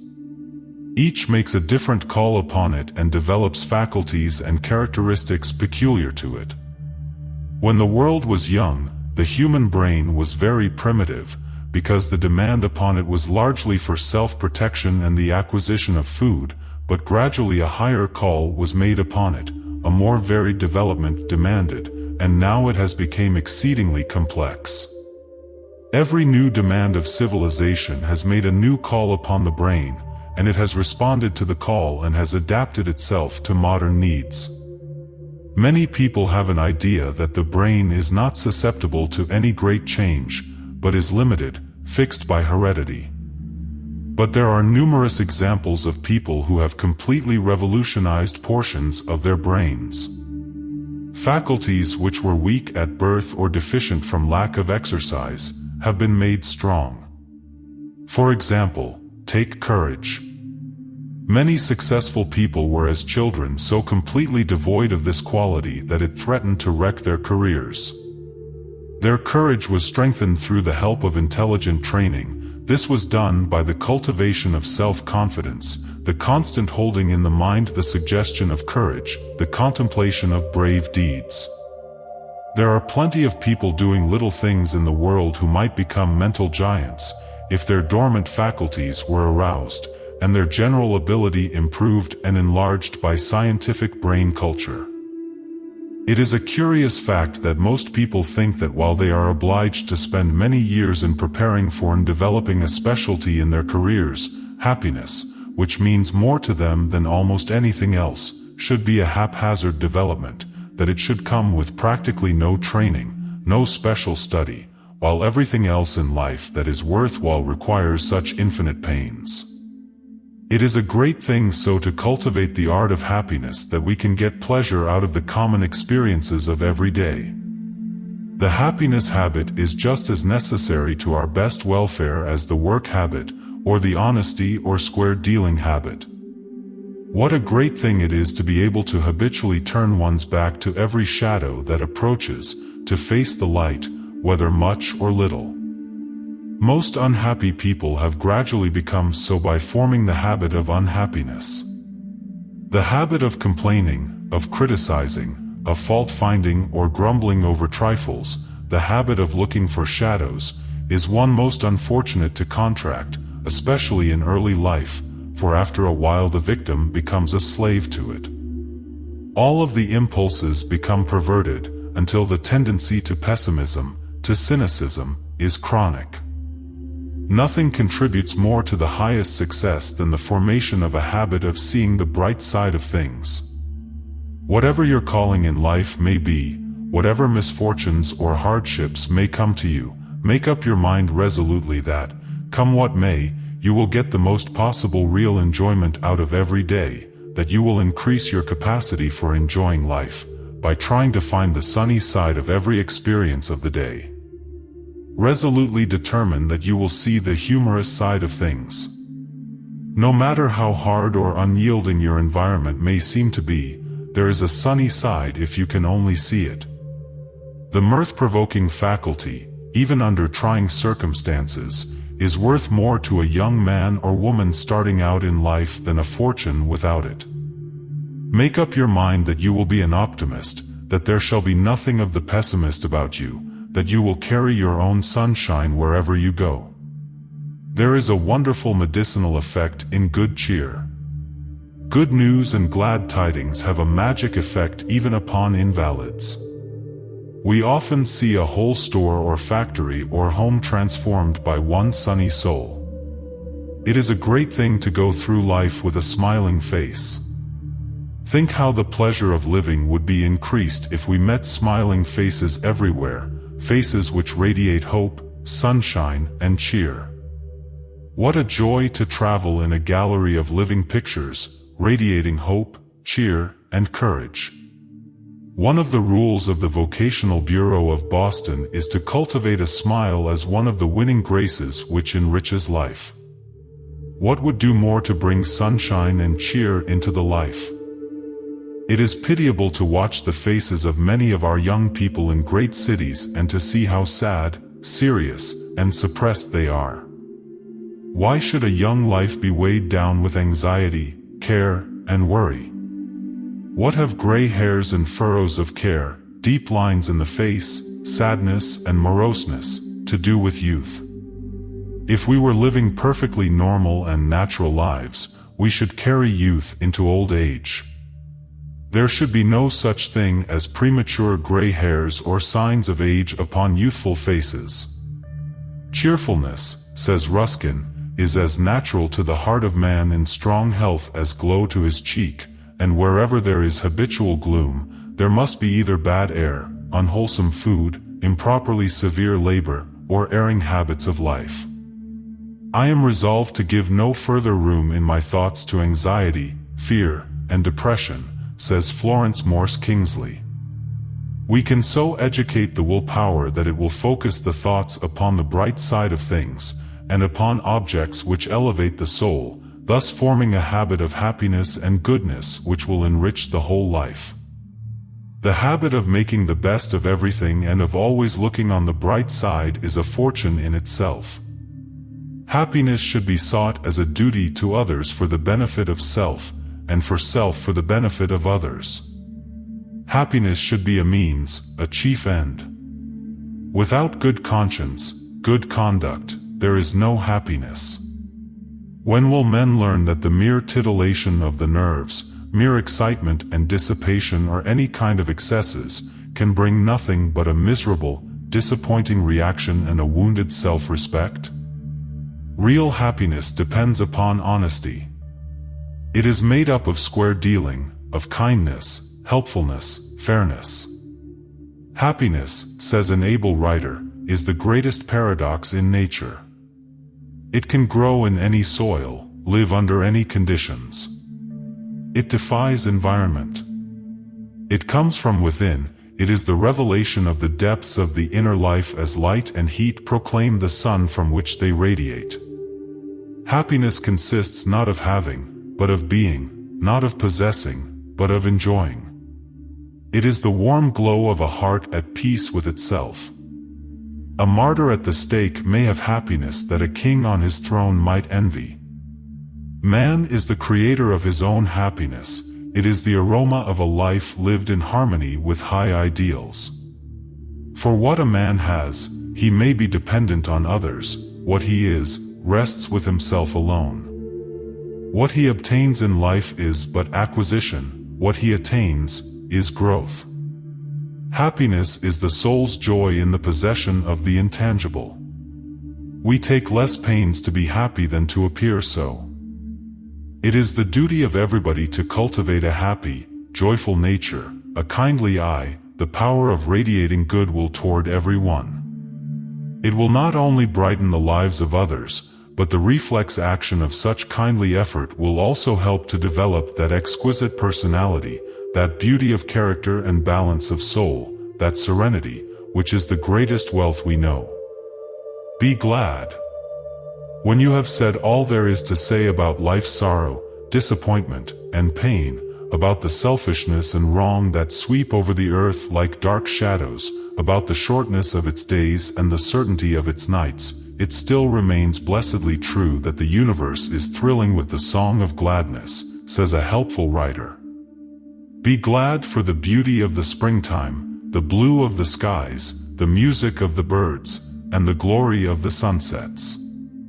Listen to the laughter of the little children, answer to the hand clasp of friendship, grow warm in the love light of countless happy homes, and be sure that somewhere over and above all is a great love that makes all these things possible. Note the noble lives round you, commonplace, it may be, but unselfish, brave, and true. Note the deeds of quiet self-sacrifice, the swift rush of human kindness to every place of need, the uprising of stately walls to shelter the weak and helpless, and believe, if you can, that the kingdom of Christ is not coming in the hearts of the children of men. Oh, put away gloom and grief and complaining. Do His work, trust His promise and be glad. One of the best of success helps is to acquire, early in youth, a habit of thinking that the best, not the worst, will happen, that we are not poor, miserable creatures, hounded on every hand by the enemies of our life and happiness, but that we were made to be happy, to be free from harassing cares, anxieties, forebodings, that we were not made to worry or to project black pictures, but to create bright and cheerful ones. Do not allow yourself to read, to hear, or to see anything which will produce discord or disturb your peace of mind and harmony. Find out, as early as possible, what you can best do, and do it with all your might, and expect to succeed, no matter what obstacles you may encounter, says Ella Wheeler Wilcox. Cultivate a philosophical vein of thought. If you have not what you like what you have until you can change your environment. Do not waste your vitality in hating your life. Find something in it which is worth liking and enjoying, while you keep steadily at work to make it what you desire. Be happy over something, every day, for the brain is a thing of habit, and you cannot teach it to be happy in a moment, if you allow it to be miserable for years. We should no more allow a discordant or a dark picture in the mind, than we would allow a thief in our home. We should remember that such thoughts are worse than thieves, because they steal away our comfort, our happiness, our contentment. These black enemies, these discordant guests, leave their scars and stains and slimes upon the house that is beautiful within. It is almost impossible to exclude them when they once enter, but it is comparatively easy to keep them out when we once learn the secret of excluding them. We should learn that these enemies have no right to intrude themselves upon our consciousness. Treat them as trespassers, eject them instantly, and do not allow them to paint their black images upon the mind. Most sorrows are gold bricks that will not pan out genuine grief in the essay, and not one person in 100 has a right to indulge in melancholy. Of nothing else in the world is there such a sinful waste as there is of tears, and we should be just as much ashamed of being unhappy as of being unwashed. Both states indicate a slovenly submitting to the grime of life, instead of an energetic ridding ourselves of its unpleasantness. No matter what his vocation or condition in life may be, every one owes it to himself and to the world to form a habit of being just as happy as he can. Happiness means harmony, and harmony means health to all bodily functions. It means efficiency. Faculties give out their best when they are normal. To keep happy is, therefore, the best personal economy and surest investment.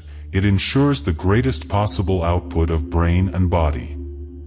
Much natural ability is rendered inefficient because men and women do not know that discord, whether in fear, worry, selfishness, hatred or jealousy, is a health and happiness killer, an efficiency blighter. Many men waste more vitality and mental energy in a few minutes of hot temper than would be required in the legitimate running of their business for days.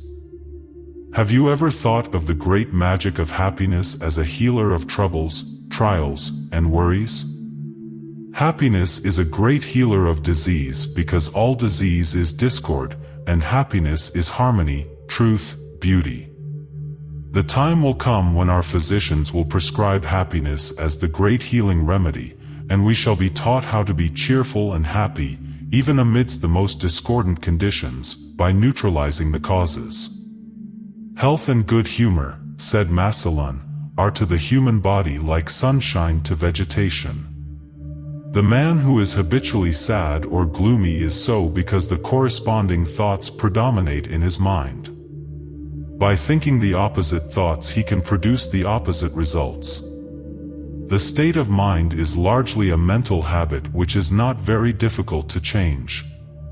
Happiness, as proved by ages of human experience, is simply the music of a well-ordered life, says Savage, and every time you break a law of body, mind or soul you detract so much from the very possibility of happiness, just as every time you mar an organ you take away from the possibility of its producing music. If you think of it and reflect upon it often, happiness will become habitual and a power in your hands for so much good, says Margaret Stowe. We can cultivate the habit of always looking on the bright side of things. We all possess the power of exercising the will so as to direct the thoughts upon objects calculated to yield to happiness and improvement rather than their opposites. If we try always to look happy and pleasant, whether we feel so or not, the effort will gradually become a habit with us.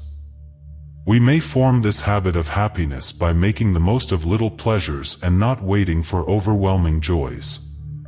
It is only now and then that a comet flashes into view, but the sunshine is a daily blessing, someone says, and it would be a silly plant which waited for a comet to appear before putting forth blossoms. There is little likelihood that any extraordinary joy will come to you today, but there will be plenty of small pleasures. Make the most of each one. Enjoy the friendly letter which came in the morning's mail, the comfortable room in which you do your work, the pleasant acquaintance you made at dinner, the chance you had to say an encouraging word to the homesick girl in the next office. There is no mystery about happiness, neither is it a matter of chance, as some would have us think.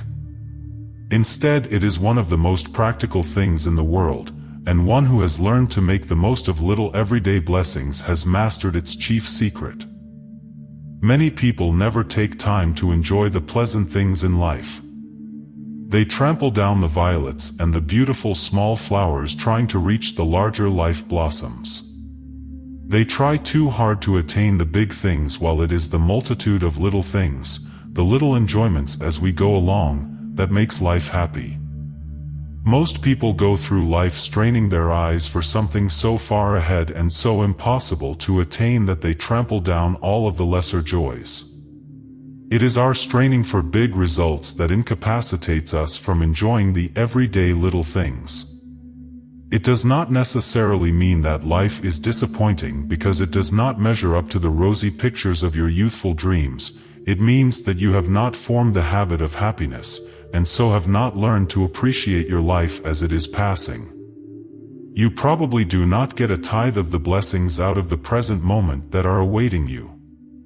You may think that the routine of your life is extremely common, insipid, flavorless, but right alongside of you there may be others who lead the same kind of a life, who are getting happiness out of it, who think that life is a glory instead of a grind.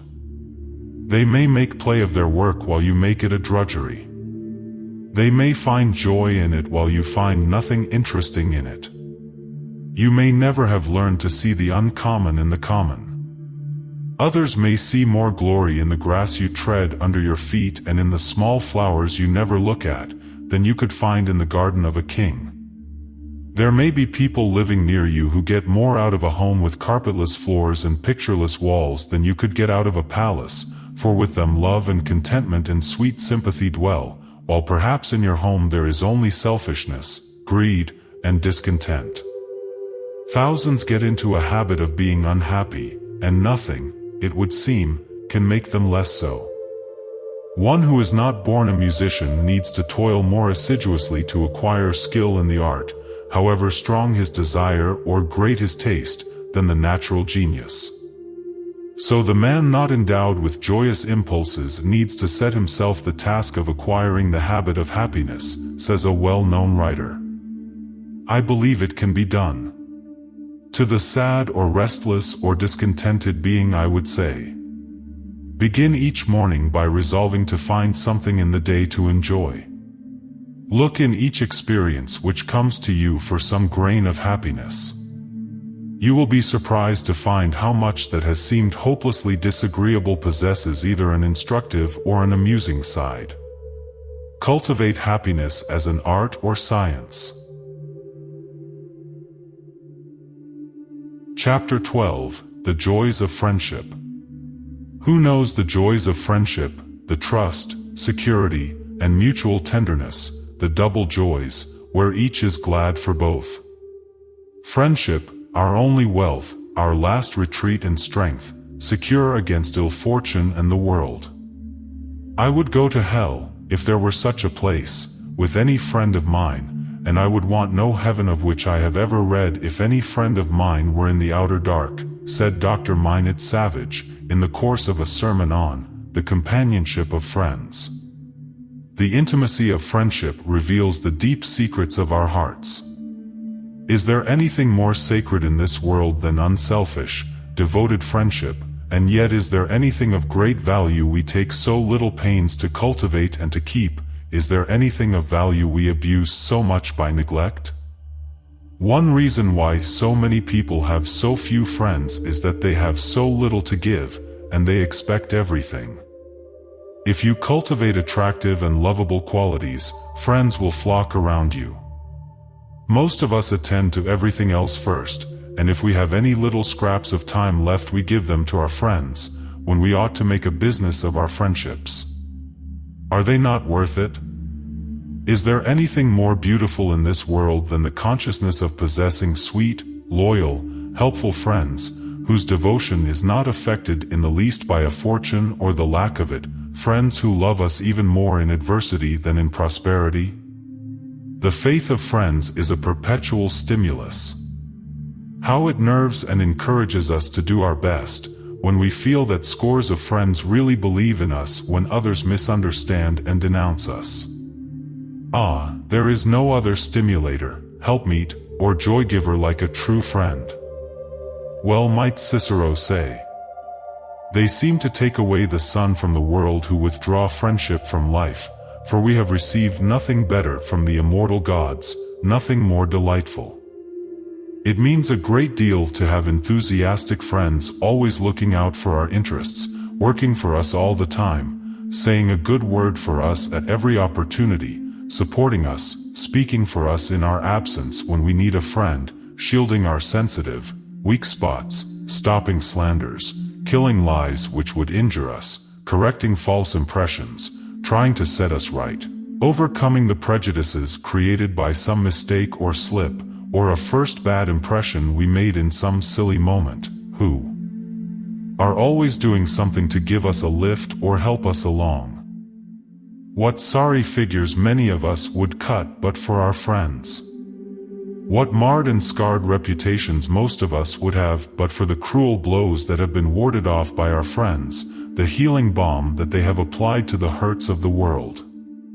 Many of us would have been very much poorer financially, too, but for the hosts of friends who have sent us customers and clients and business, who have always turned our way everything they could.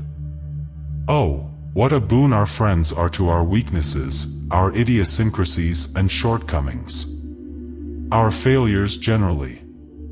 How they throw a mantle of charity over our faults, and cover up our defects. What a cold, heartless world this would be to us, empty, insipid, stupid, without our friends, those who believe in us, even when everybody else denounces us, those who love us, not for what we have, but for what we are. Those who appreciate us, who help to build up instead of destroying our self-confidence, double our power of accomplishment. In their presence we feel strong and equal to almost any task. This was one of the great secrets of Phillips Brooks's marvelous power. Filled with an intense belief in man's possibilities, he aroused many a mediocre youth to a realization of the strength that lay dormant within him, made him feel almost a giant in his presence, and inspired him to do things of which he would not otherwise have believed himself capable. He had the happy faculty of awakening people to a sense of their own innate dignity, a feeling as far removed from mere selfish egotism as light is from darkness, of strengthening their confidence in their own powers, of arousing their enthusiasm in the pursuit of good. He made those who came in contact with him feel that it was mean and contemptible to look down when they could look up, to grovel when they could soar, to do the lower when the higher was possible. In his presence the timid were emboldened, the vacillating became self-poised, the negative positive. Who can estimate the value of such an uplifting influence? Our best friend never embarrasses us by making us feel our inferiority or weakness. On the contrary, he always gives us a lift upward, a push onward. Oh, What a difference a friend has made in the lives of most of us. How many people a strong, loyal friendship has kept from utter despair, from giving up the struggle for success. How many men and women have been kept from suicide by the thought that someone loved them, believed in them. How many have preferred to suffer tortures to dishonoring or disappointing their friends. The thrill of encouragement which has come from the pressure of a friendly hand, or an encouraging, friendly word, has proved the turning point in many a life.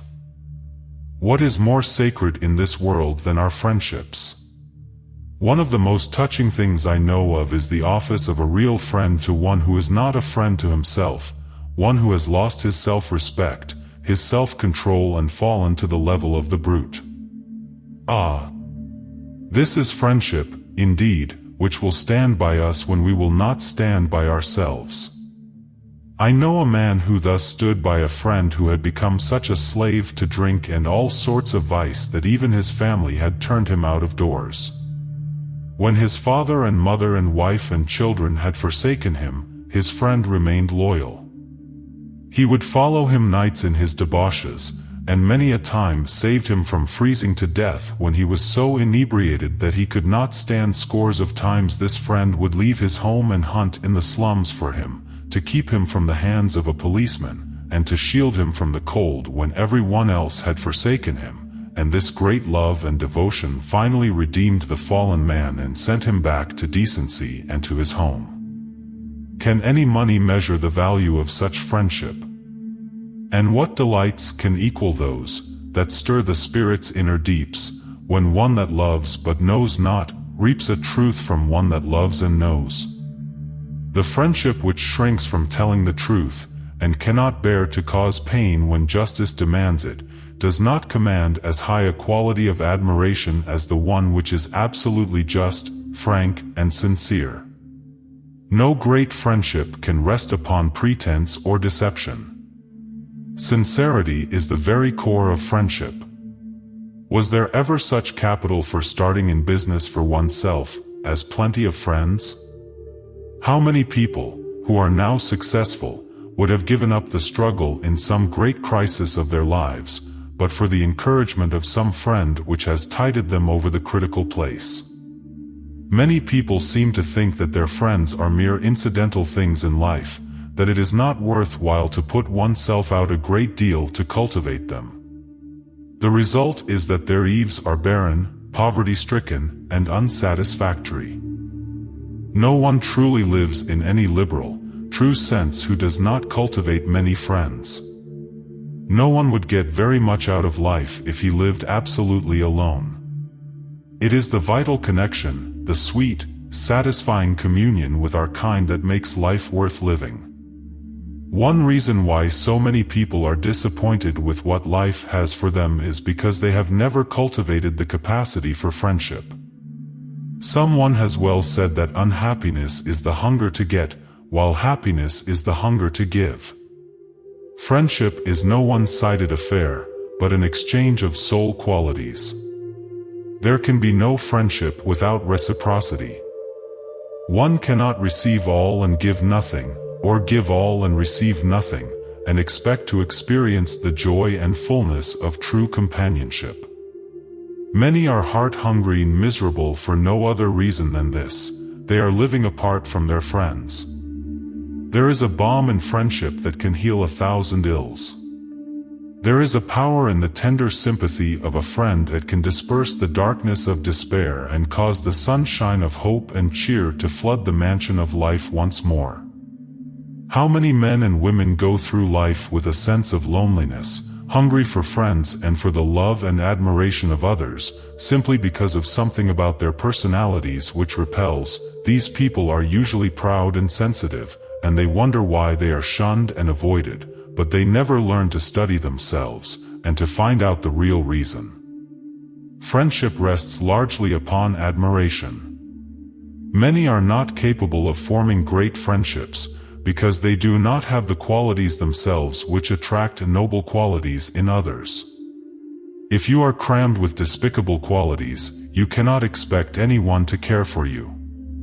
If you are uncharitable, intolerant, if you lack generosity, cordiality, if you are narrow and bigoted, unsympathetic, you cannot expect that generous, large-hearted, noble characters will flock around you.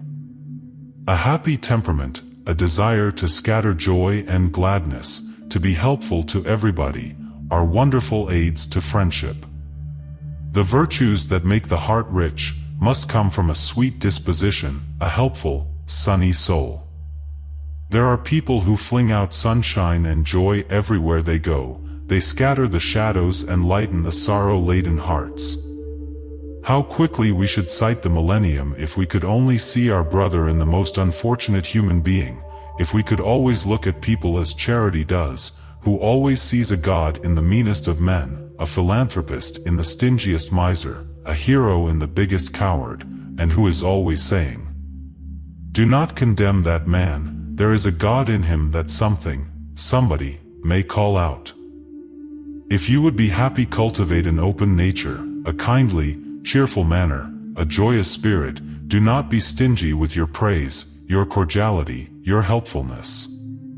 Fling out your best to every human being at every opportunity.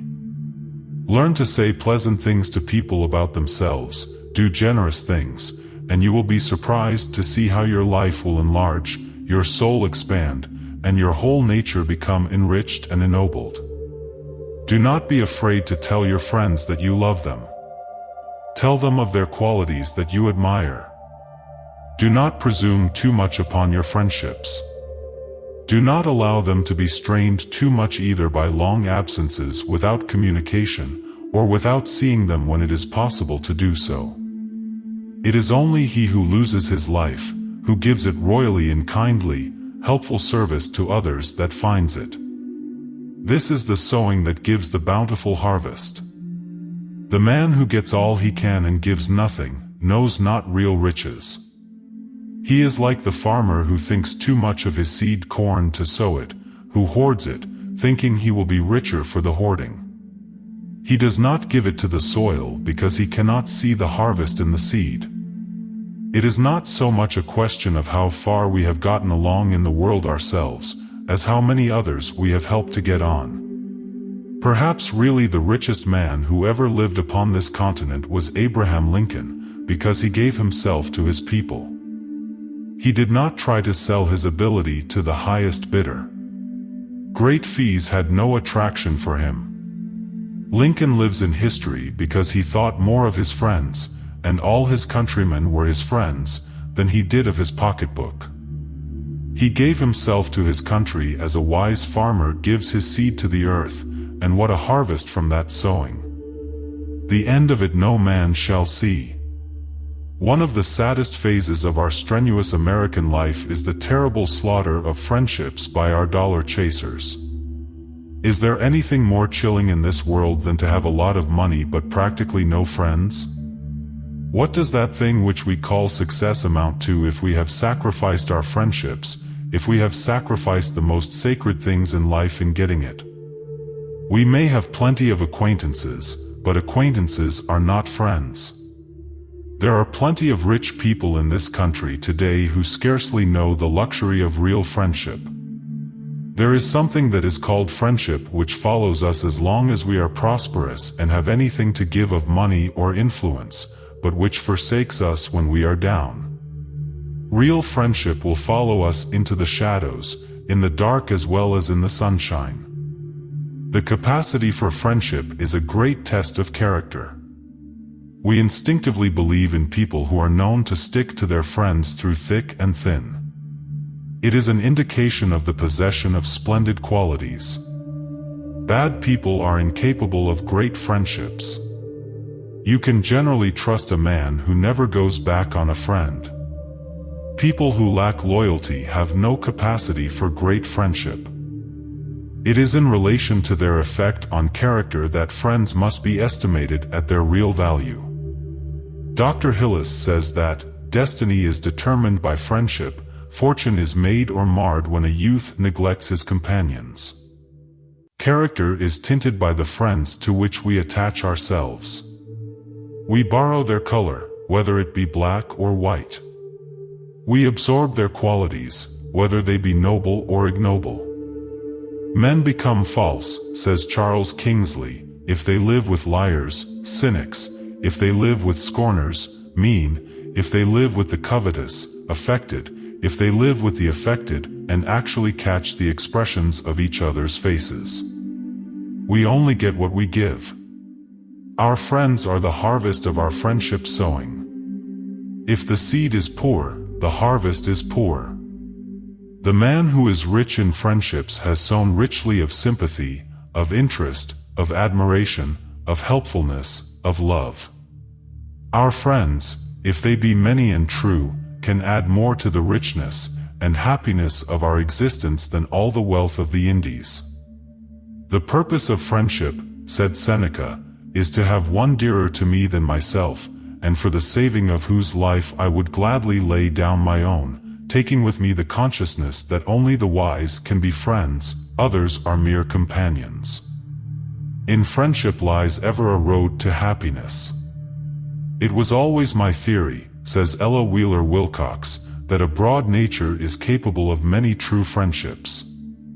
One friend appeals to you for one reason, another for some other. Friendships are the heart's library. The serious friend is the book of philosophy, the merry friend, the book of humor, and there are the poet, the author, and the historian still to be represented. Even as no book crowds another on our shelves, so no friend should crowd another in our hearts. But you will find friends insincere, and friendship but a name, predicted the pessimist. You will suffer disillusionment, and it will be more bitter than any friendship can be sweet. Keep to yourself, and avoid the awakening from a useless dream. Still I pursued my course. I formed many ties of friendship. Some were broken, and I suffered, but one great truth came home to thy heart, to rest there always. In being a true friend, and worthy of true friendship, lies the road to real, lasting happiness. Shakespeare tells us how we may distinguish the true from the false friend. He that is thy friend indeed, he will keep thee in thy need. If thou sorrow, he will weep, if thou wake, he cannot sleep. Thus of every grief in heart, he with thee doth bear a part. These are certain signs to know, faithful friend from flattering foe. The End. You have heard The Joys of Living, Volume 1 by ORISON. MARDEN, a creation of Rich and Spiritual.